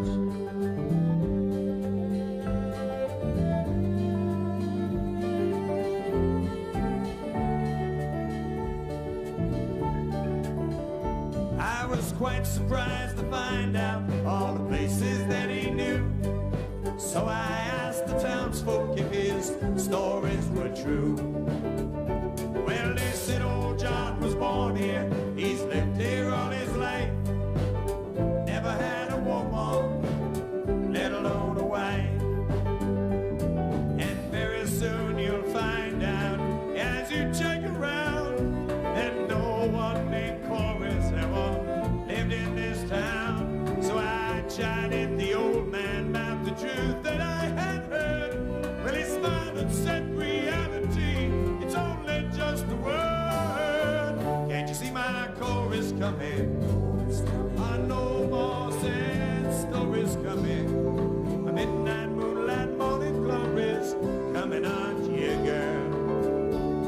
And like I told you, when she holds you, she enfolds you in her world. I came by one evening, but it did not hear my shout. I looked in the window and I saw the fire was out. When he would not wake up, I forced in the door, and I found that old John Joseph would tell stories no more. There was the scene at the graveyard, just three of us were there. There was me and the grave digger, and we heard the parson's prayer.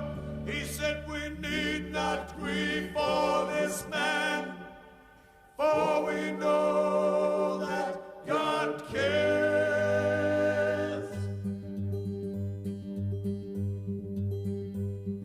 They put the cold dirt over him,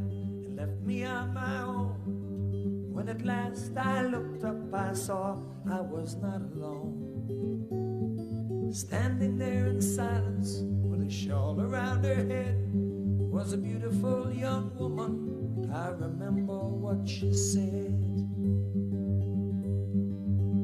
Is that John Joseph there? I nodded my head, yes. That brought a soft smile from her. She said it's time he got some rest. So I said, if you're a relative, he had a peaceful end. That's when she said, my name is Corey. You can say I'm just a friend. Corey's coming. No more sad stories coming. A midnight moonlight morning glories coming, aren't you, girl? And like I told you, when she holds you, she enfolds you in her world.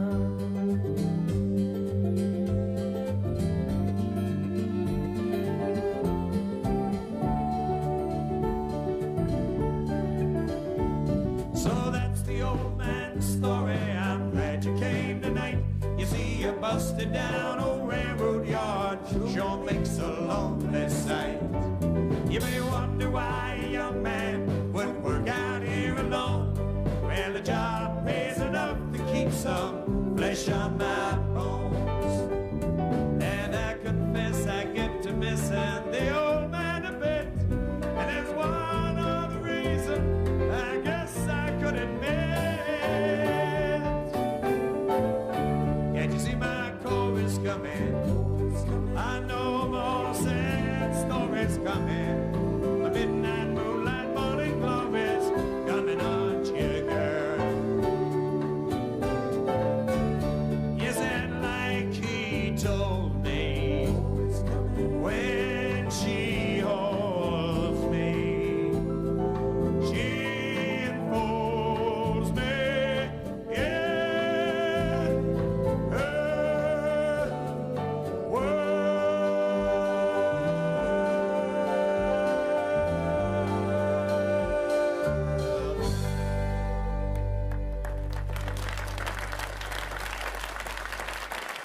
Thank you.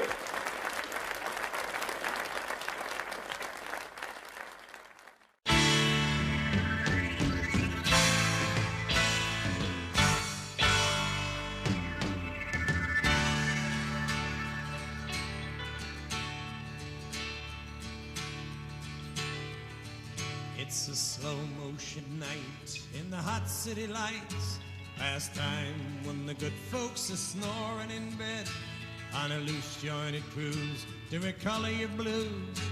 And with illegal notions alive in your head.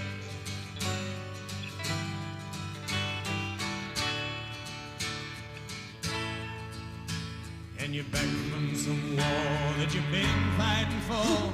Some old blue blood bastard in a dark pinstripe suit. And the word from your loins has your mind in your groin. And your back pocket burning with blood.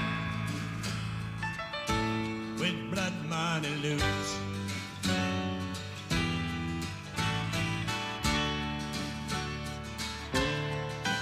And you walk past the glow of the flicker picture shows, where the raincoat men wait for a child to come by. And the women in doorways who have nothing to say, 'cause your money is talking to the ones that you would try.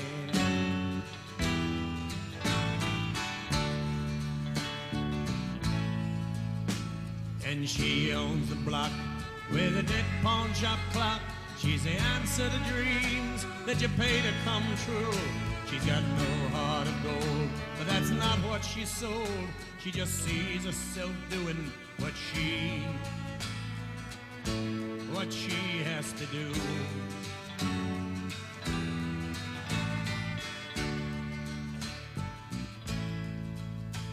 And she's all that you're hoping as her coat falls open. Give her bread and she leads you to a bed on the floor, where for 10 million years and through 10 billion tears, the armies of bootmen have marched back from their war.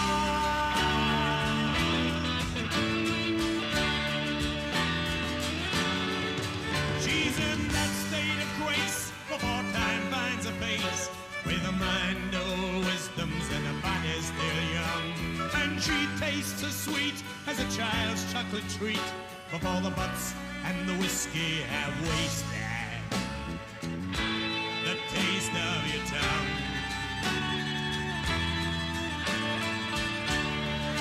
Oh, play the music again of the gray stubble men, that groaning blue symphony moans evermore. And you watch as she fakes it, and of course you just take it.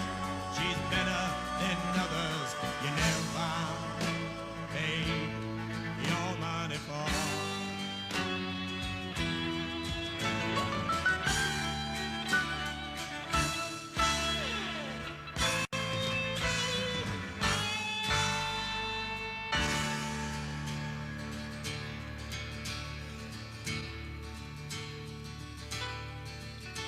And you've used up your booty, and the girl has done her duty, and the turnstile is turned, and you learn you are done.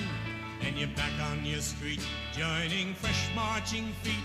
You see more soldiers coming, and your girl chooses one.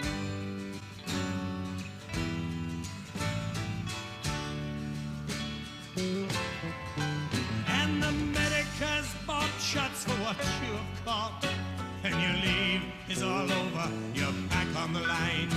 And you joke in the trenches of the hot-blooded wenches, and the things that you'll do when they next give you the time.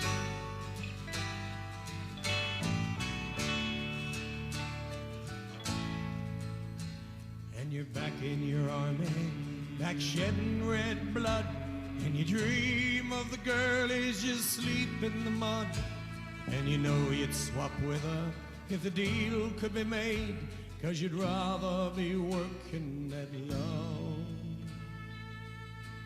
at love as your trade.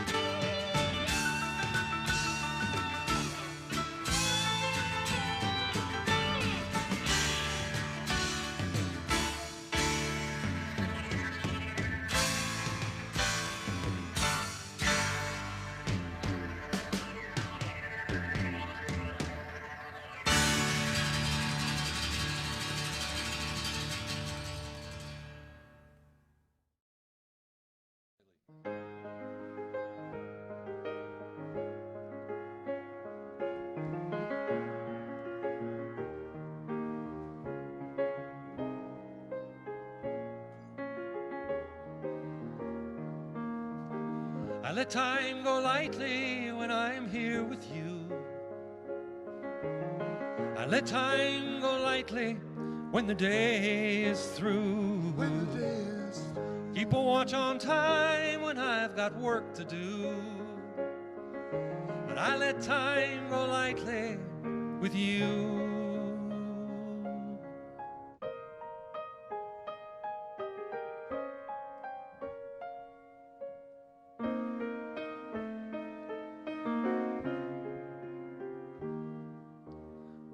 morning, a time for breaking ground and sowing seed, and yet we give up our sunshine so we can buy what we need. And that leaves the evening to share a fire with a friend or two, to lose sight of the hours, to go lightly with you.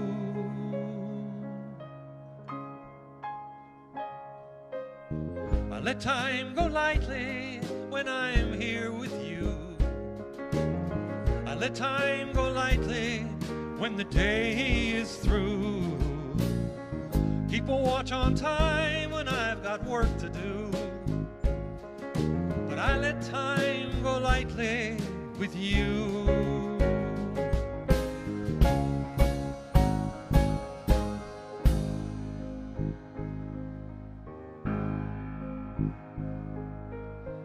Old friends, they mean much more to me than a new friend,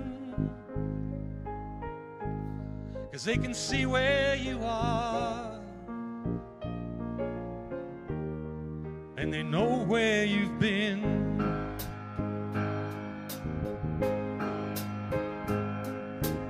Music has been my oldest friend, my fiercest foe, 'cause it can take me so high, high. Yes, it can make me so low. When I was a child, my mother would help me along. She'd rock me to sleep and sing me a song. So I learned to love the music of all the tunes in my mind, the changing of chords, the rhythm of time. I let time go lightly when I'm here with you. I let time go lightly when the day is through.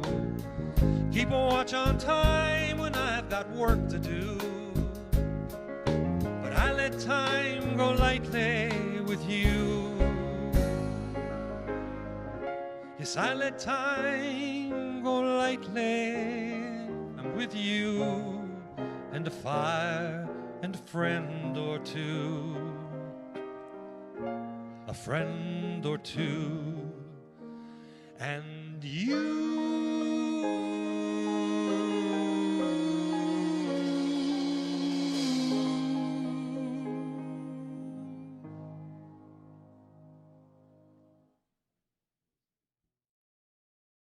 I don't have a great memory, but what I do remember, I have like very specific snapshots. And we have a room upstairs that we actually opened up to two rooms, but it was one room and it was his studio, or his. It just had a big desk and a big record collection, and there wasn't much to it. It wasn't like a high-end studio or anything, but that's where he wrote a lot of songs. And I actually remember him calling me in and playing the song for me.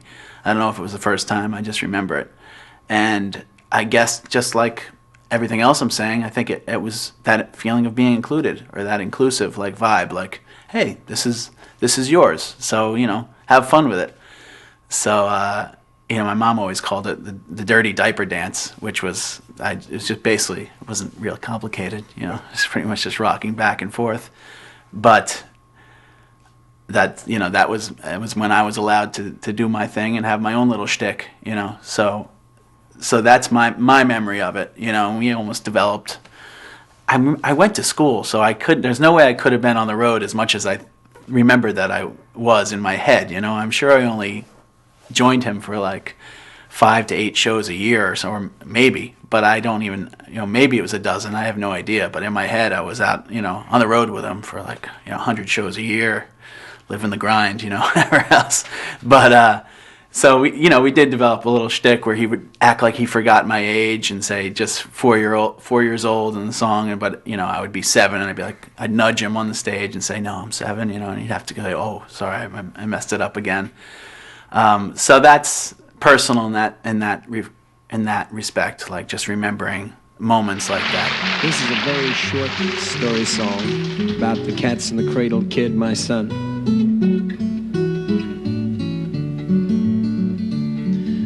Daddy plays guitar, you dance without a smile.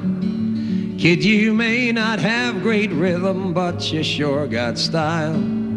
4 years old and still it seems you've got it figured out. When Daddy sings and then you dance, the people clap and shout. 'Cause you're my dancing boy, and it's scary how you trust me.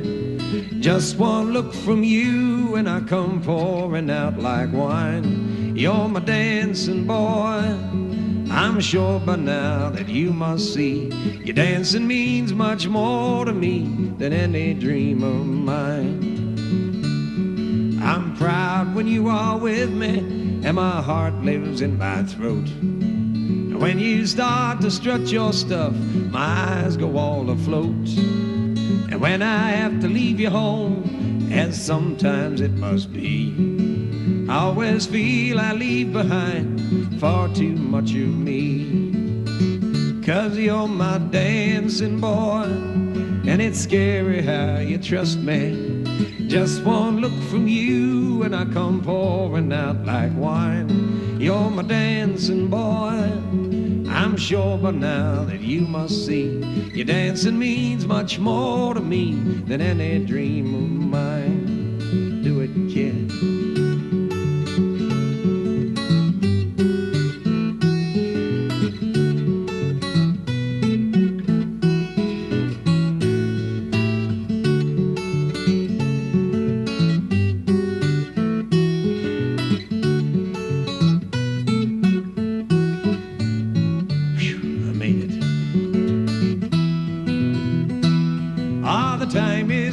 Dancing boy, when your dancing days are done, when Daddy and his dancing boy will have dwindled down to one, the world will teach you other steps to match the march of time. I hope you'll keep our dancing days dancing in your mind.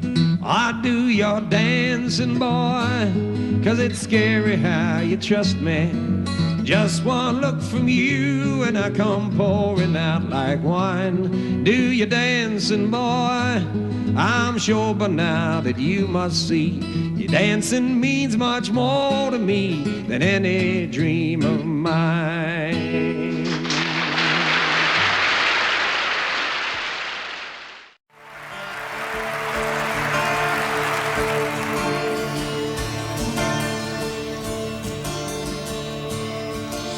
Crazy, of course, from the first she must have known it, but still she went on with him, and she never once had shown it.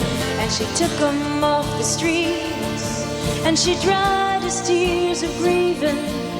She listened to his visions, she believed in his believing.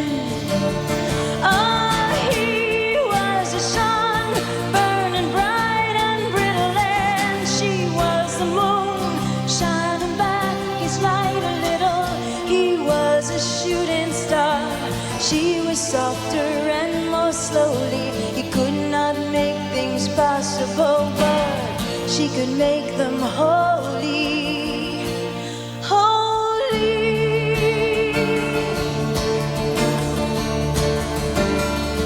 He was dancing to some music no one else had ever heard. He'd speak in unknown languages, she'd translate every word. And when the world was laughing at his castles in the sky, she'd hold him in her body, and he once again would fly. Ah, he was the sun, burning bright and brittle, and she was the moon, shining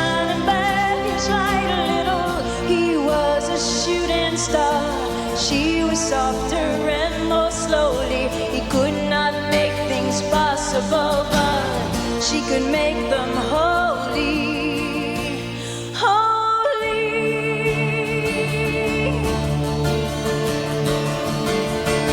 But she gave him a daughter, and she gave him a son. She was a mother and a wife and a lover when the day was done. When he was too far gone for giving love, what he'd offer in its stead was the knowledge she was the only thing that was not in his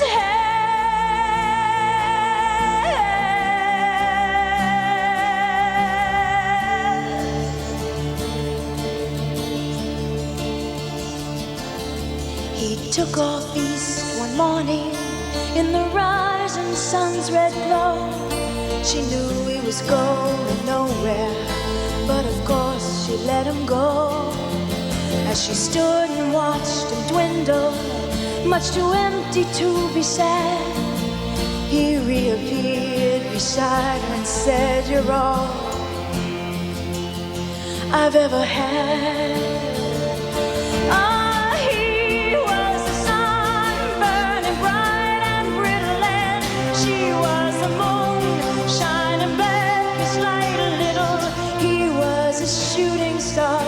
She was softer and more slowly. He could not make things possible, but she could make them holy. Oh, he was the sun, burning bright and brittle, and she was the moon, shining back his light a little. He was a shooting star. She was softer and more slowly. He could not make things possible, but she could make them holy, holy.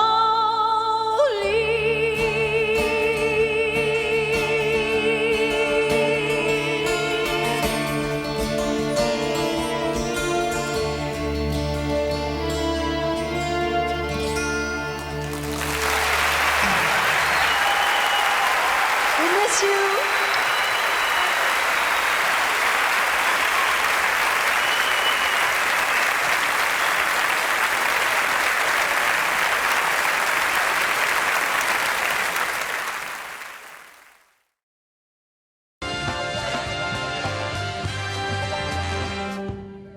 Beautiful.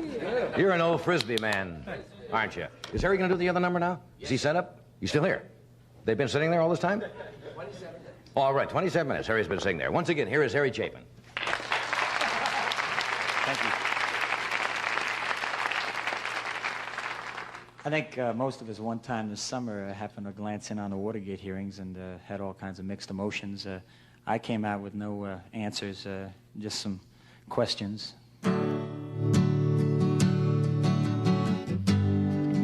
Song for myself.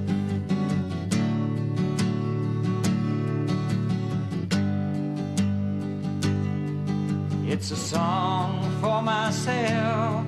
It's just a song for myself. You don't have to listen, babe. It's just a song for myself. But since I fell in love with you, it's brought some thoughts to mind. If we're gonna raise us a couple of kids, I got to worry about the future time. Do I believe that the answer is still blowing in the wind? Do I believe that with a little more love now, all our troubles end? Do I believe that there are good times rolling, babe, just around the bend? Oh, here I am trying to believe in myself and be a little good, be a little good, be a little good to my friends.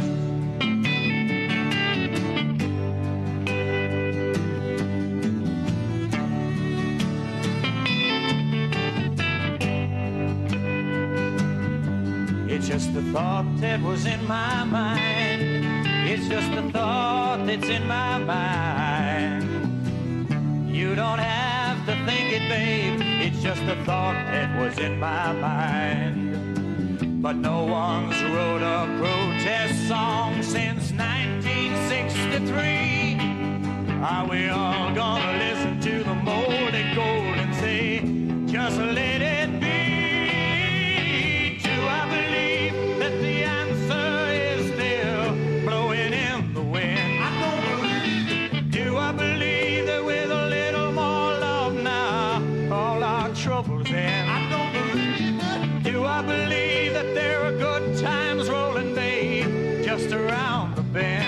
Ah, here I am trying to believe in myself and be a little good, be a little good, be a little good to my friends.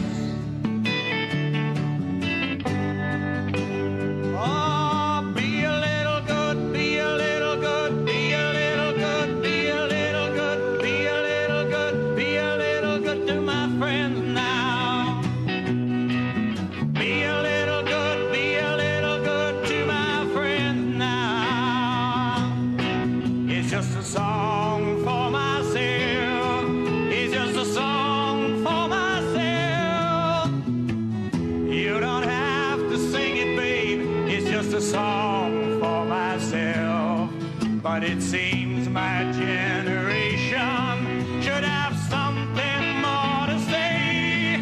Are we all gonna sit here with a stoned out smile and simply watch the world go away? Do I believe that the answer is still blowing in the wind? I don't believe it. Do I believe that there are good times rolling, babe, just around the bend? I don't believe it. Do I believe that with a little more love now, all our troubles end? Oh, here I am trying to believe in myself and be a little good, be a little good, be a little good to my friends. Be a little good, be a little good to my friends now.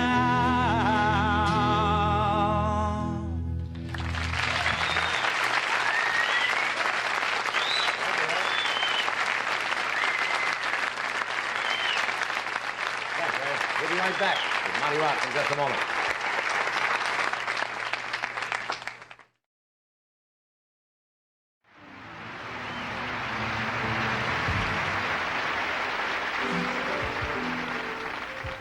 I would love to have you guys help us with a whistle along.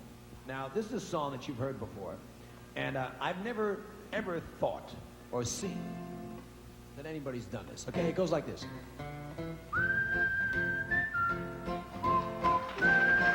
Can you handle it? Okay, and the very last chorus of this song, what I want you to do is we get the, are these spotlight operators awake? You guys up there? Blink your lights if you're awake.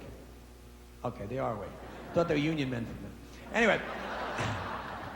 Anyway, what I would like is when we get to the last chorus, I'll raise my hands above my head, clap on the backbeat, right? You guys mirror me. If I'm over on this side, you're on this side.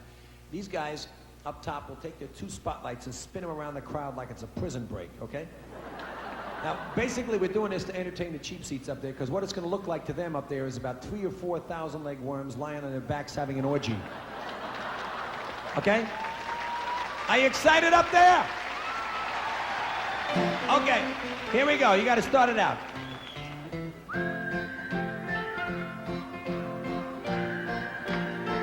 You're a little early, guys.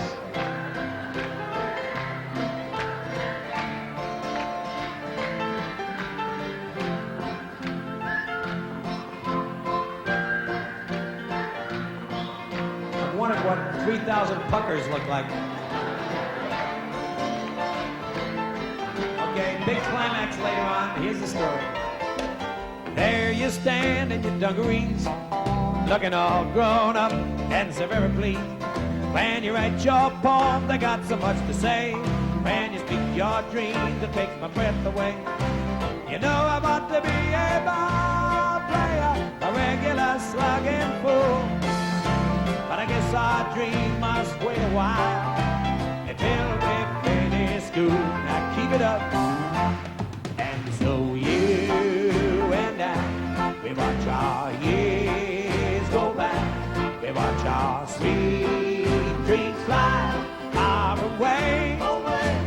Baby, someday, I don't know when, we will dream again, and we'll be happy then, till our time just drifts away. Now you can rest for the next verse, save it up for the next chorus. There you stand in your wedding dress, you're so beautiful that I must confess, I'm so proud you have chosen me. When a doctor is what you want to be, you know I want to be a painter now, girl, a real artistic snob. But I guess we'll have our children first. You find a home and I'll get a job. And so you and I, we watch our years go by. We watch our sweet dreams fly far away. But maybe someday, I don't know when, but we will dream again, and we'll be happy then, till our time just drifts away. Now rest those sweaty palms, you'll have a big finish later on. There, to the seasons passing, listen to the wind blow, Yvonne. Listen to the children laughing. Where do broken dreams go? Do they move on, Steve? There you stand and you tell it suit. So many years gone by, but you're still so cute. We take the car to go and meet the boss. When our grandchildren come to visit us, you say you should have been a ballerina, babe. There are songs I should have sung, but I guess our dreams have come and gone. You're supposed to dream when you are young. You got it, Hamilton, here we go. And so you and I, we watch our years go by. We watch our sweet dreams fly far away. But maybe someday, I don't know when, but we will dream again, and we'll be happy then, till our time just drifts away.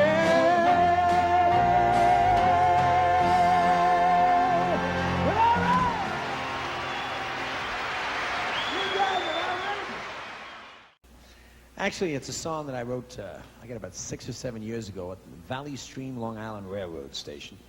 My wife was about an hour late picking me up. Instead of getting ticked off, I imagined another railroad station 100 years ago, 1,500 miles away, where it's flat, flat, flat. Young man standing waiting to meet a woman that he was going to spend the rest of his life with. Mail order Annie.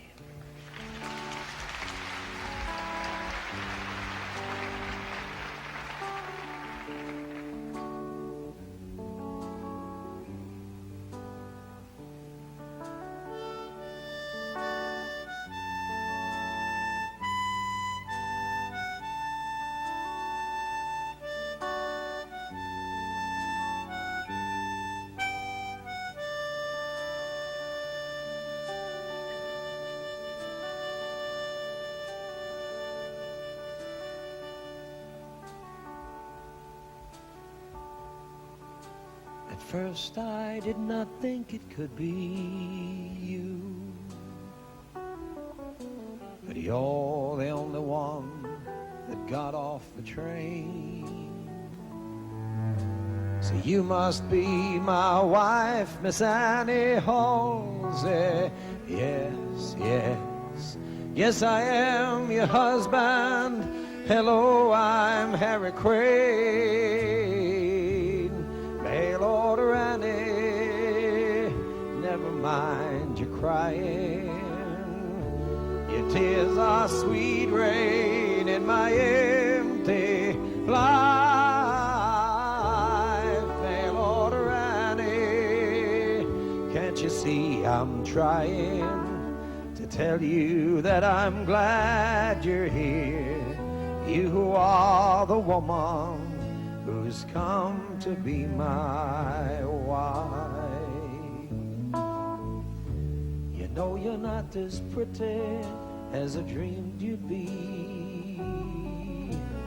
then I'm not no handsome fancy Dan. And out here looks really not important. No, no, it's what's inside a woman when she's up against the land. Mail order Annie, never mind your crying. Your tears are sweet rain in my empty life. Mail order Annie, can't you see I'm trying to tell you that I'm glad you're here? You who are the woman who's come to be my wife.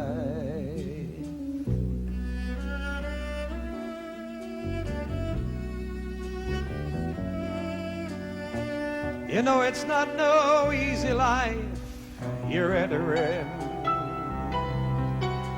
The winter wind comes whistling through the cracks there in the sod.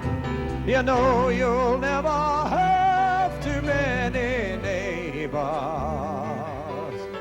There's you, girl, and there's me, and there's God.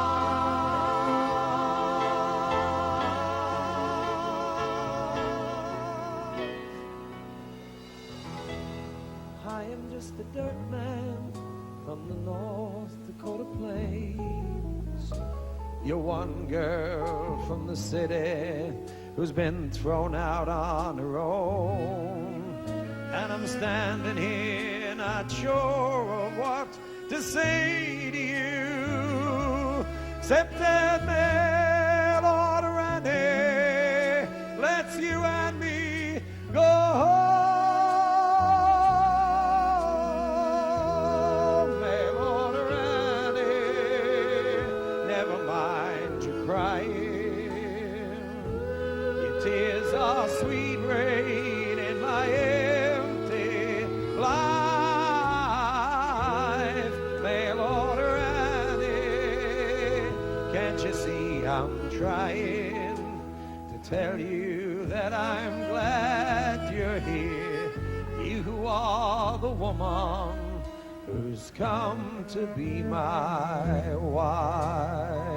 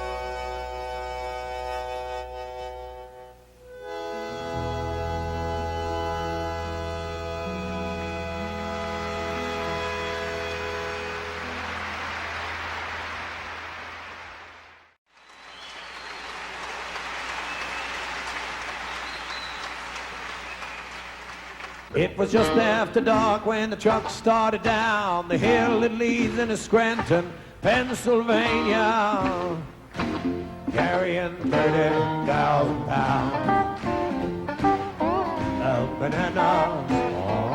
Yes, there were 30,000 pounds. Hit it, Big John.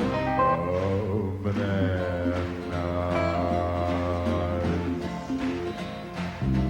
It was a young driver just out on his second job, carrying the next day's pace to fruit for everyone in that cold Scott city where children play without despair in backyards, slack pies, and folks manage to eat each day just about 30,000 pounds.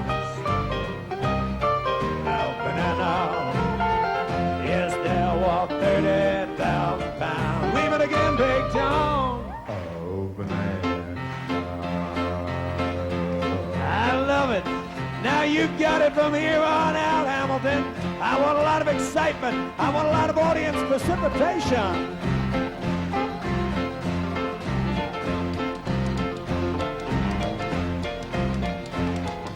That's the sign that you should have seen.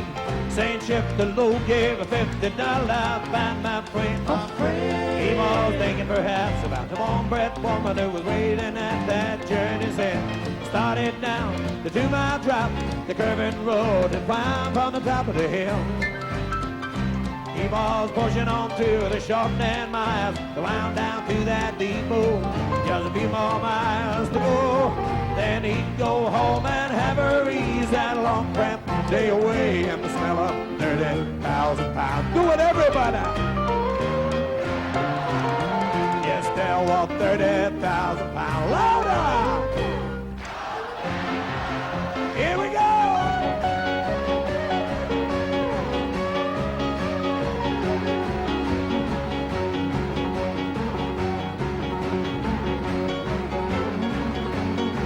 He was picking up speed as the city spread its twinkling lights below him. But it paid no heed as shiver and thought of nights. Their lights went through him. His foot nurse the brakes to slow him down, but the pedal board he's able out of sound. He said, "Craig!" It was funny how he had named the older man who could save him now. He was trapped inside an Indian Hills line, running on his feet, back to every one of those yellow green. I'm telling you, 30,000 pounds. Do it! There were 30,000 pounds. Louder! Oh!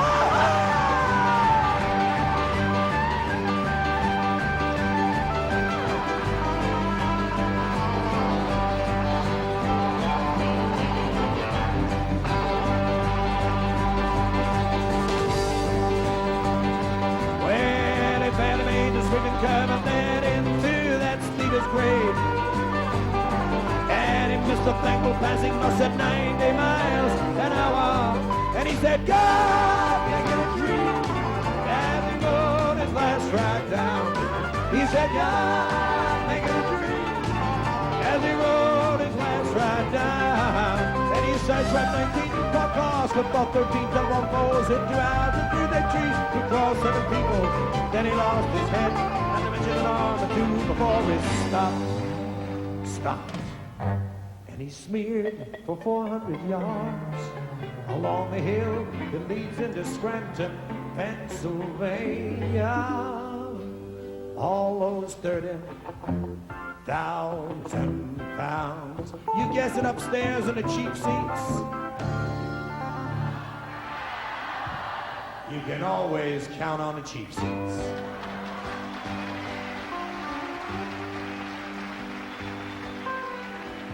Now, despite my growing sense of excitement that meant I broke a string in the middle of the first half of that song, I can't hide the fact that I did indeed have a lot of trouble ending this song. And if you were here earlier this year, you probably realized there weren't just 3 endings to 30,000 pounds of bananas, there were actually 4. And tonight, in honor of our early return to Hamilton, I plan on doing all 4 endings.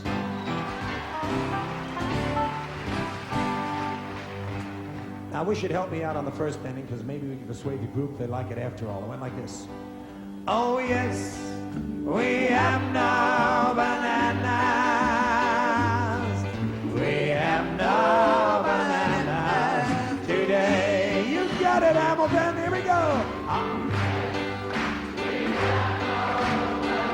Bananas in Scranton, PA. Bananas. The only problem is the group, upon hearing that ending, said in perfect unison, "Harry!" Well, somehow I can always count on everybody participating in that part. For those of you who did come tonight expecting a family show and are horrified by use of the term sucks, too goddamn bad, folks.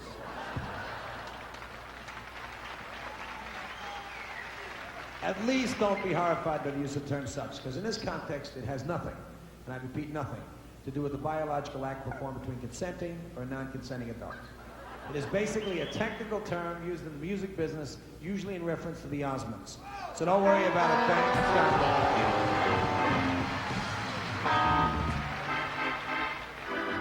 Well, I was devastated about the lack of enthusiasm to my first inning.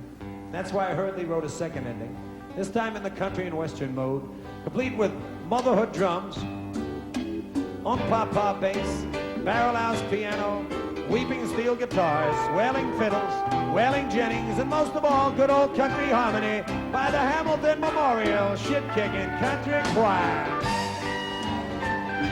Now you'll see your part come on by. Just jump on in.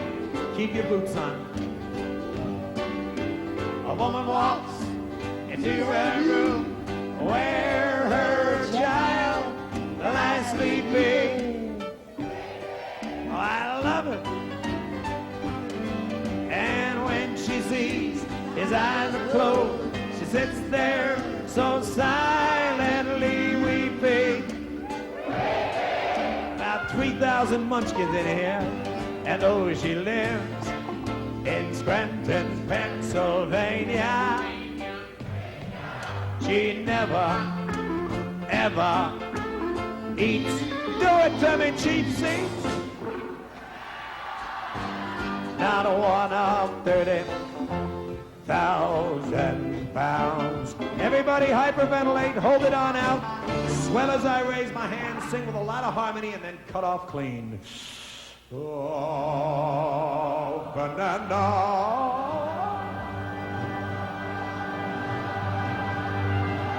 Well, all right.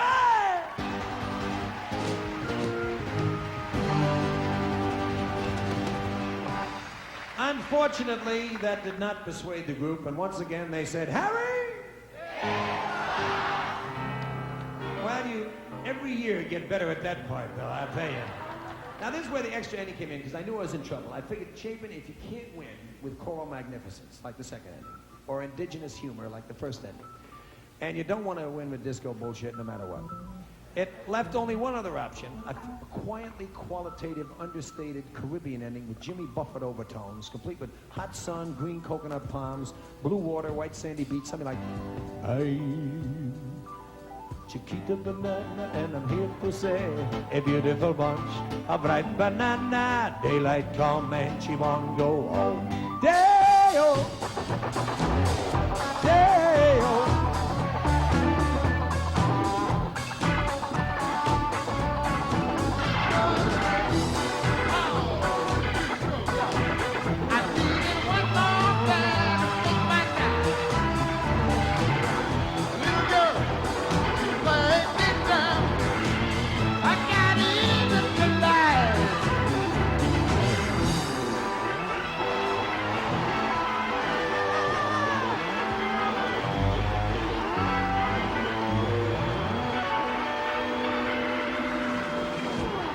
Are you gonna tell him or do I have to? Boys!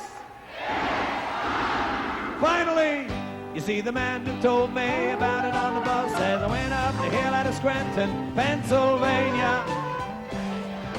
Shrugged his shoulders, shook his head, and he said, and this is exactly what he said. He said, but it sure meant to be something. Just imagine, 30,000 pounds of banana. It there was 30,000 pounds of mashed banana. Oh, banana, sing it with me. Oh, banana, louder. Oh, banana, move it up. Oh, banana, up. Oh, banana, faster. Oh, banana, up. Oh, banana.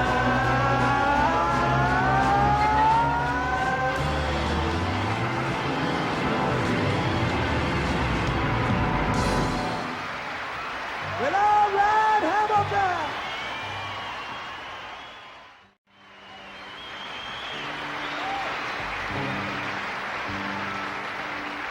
So here she's acting happy inside her handsome home. And me, I'm flying in my taxi, taking tips, getting stoned. Well, the years go by and my voice gets lower, and all things can change so fast. Still, nothing can set off your heartbeat as when you return yourself to your past.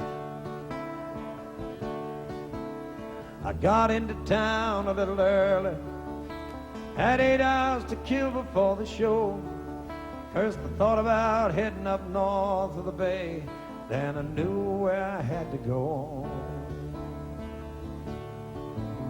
I thought about taking a limousine, or at least a fancy car, but I ended up taking a taxi, 'cause that's how I got this far. You see, 10 years ago it was the front seat, driving stoned and feeling no pain. Now here I am straight and sitting in the back, hitting 16 Parkside Lane.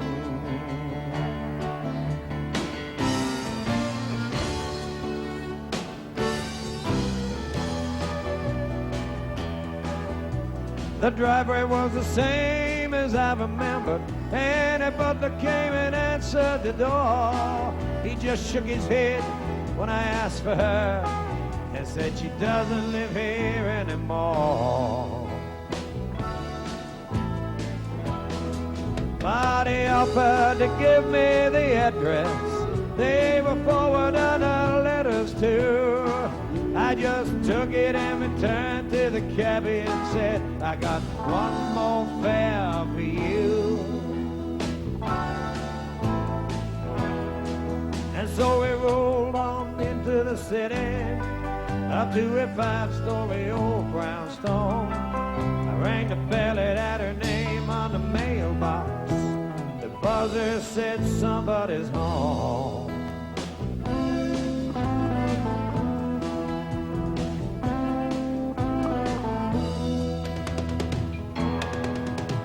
The look on her face as she opened the door was like an old joke told by a friend. It had taken her 10 more years, but she'd found his smile, and I watched the corners start to bend. And she said, how are you, Harry? Have we played the scene before? I said, it's so good to see you, Sue. Had to play it out just once more.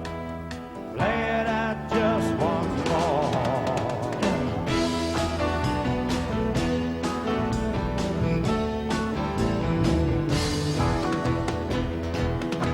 She said, I've heard you flying high on my radio. I answered, it's not all it seems. That's when she laughed and she said, it's better sometimes when we don't get to touch our dreams.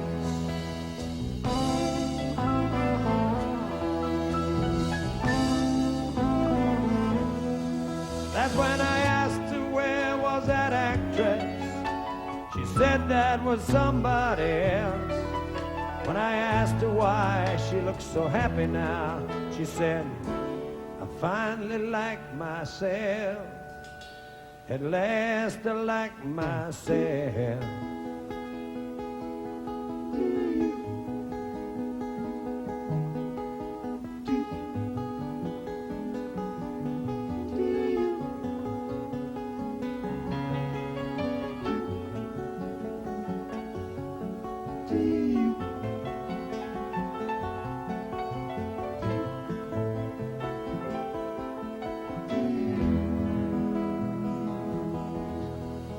Talked all through that afternoon, talking about where we'd been. We talked of the tiny difference between ending and starting to begin.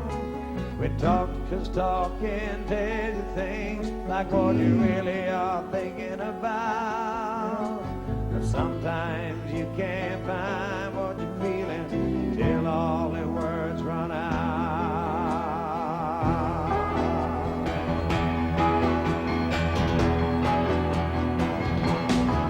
So I asked her to come to the concert. She said, no, I work at night. I said, we got too damn good at leaving soon. She said, Harry, you're right.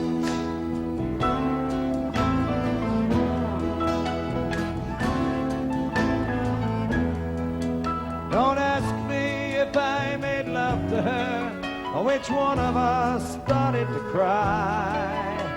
Don't ask me why she wouldn't take the money that I left. If I answered it all, I'd lie.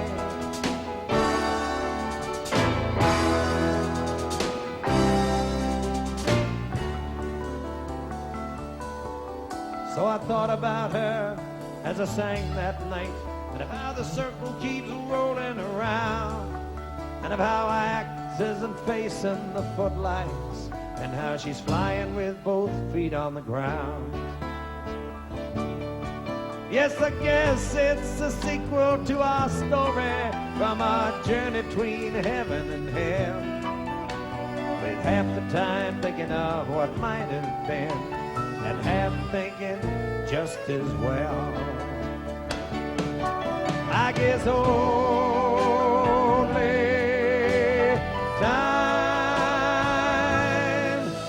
will tell.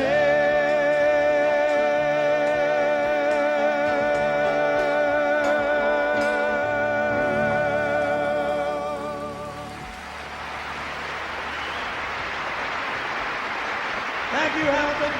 Steve Chapin, Big John Wallace, Howie Fields, Doug Walker, Yvonne Cable, and the Hamilton Memorial Choir, and Tom Chapin.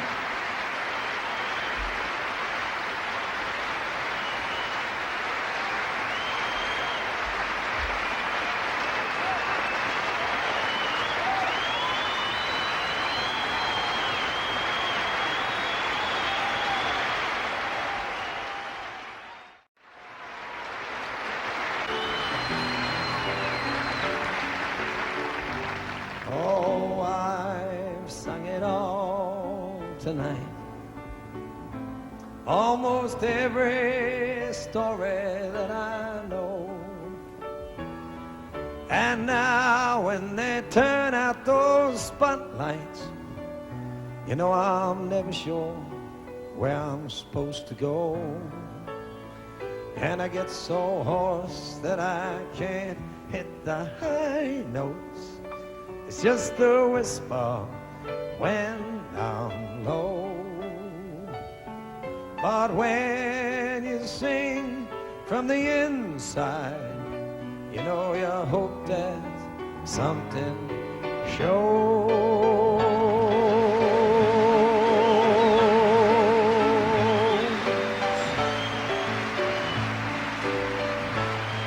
And that is why, yes, you are the only song I need. And you're my laughter, and you're my lonely song. You're the harvest, yes, you're the seed. And you're my first and my final song. For you own me indeed. Oh yes, oh yes, yes, after all is said and done, you're the one song that I need. I have sung my songs to silence, to empty clubs and crowded bars. I've even sung my songs to standing room, and I'll sing 'em to the stars. And all the faces, they will fade together, and the applause, it's all gone so fast. And the story of every darkened stage is that this glory will not last.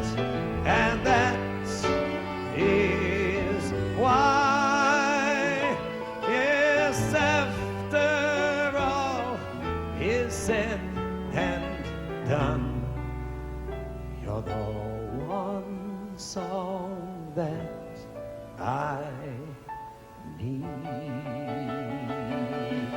Hey, Tom Chapin, come on out here and help us do Circle. Come on. I wrote this thing for you. Here we go.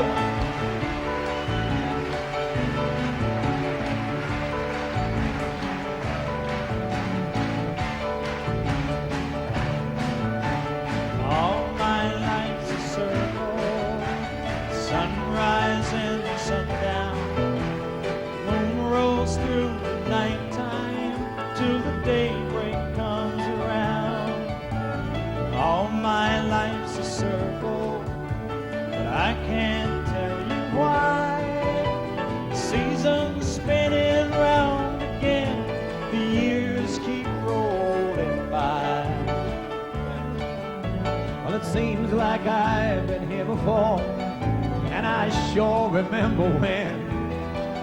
And I got this funny feeling that we'll all get together again and again and again and again.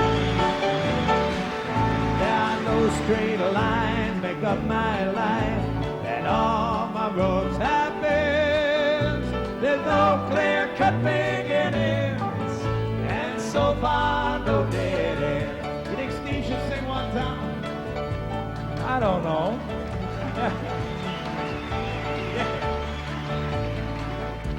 Let me see if I can remember the words.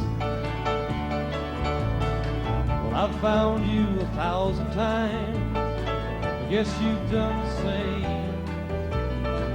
Then we lose each other. It's just like a children's game.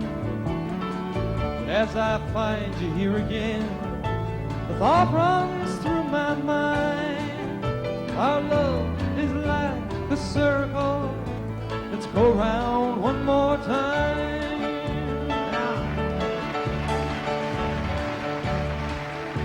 Before we get you guys to bust the gut and help us out and sing this thing, there's been a lady hiding up here all night behind her cello. Do you want to hear Yvonne sing this song? Okay. Now you got to give her a countdown. It goes 1, 2, 1, 2, 3, 4. Get her excited. Are you ready? Here we go. Here, 1.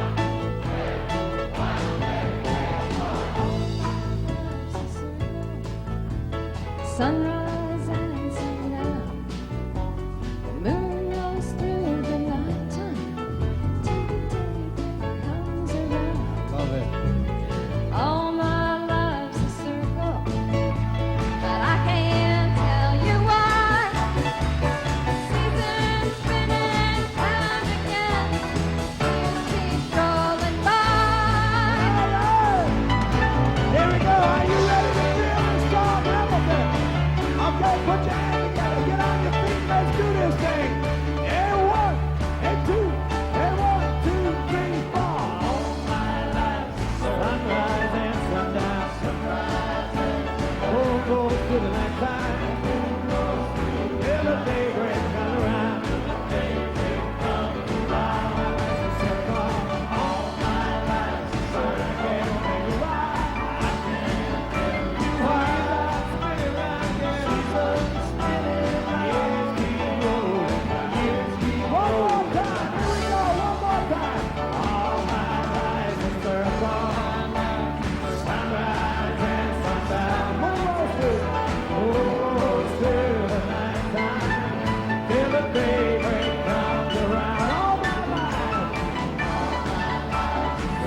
I can't tell you why.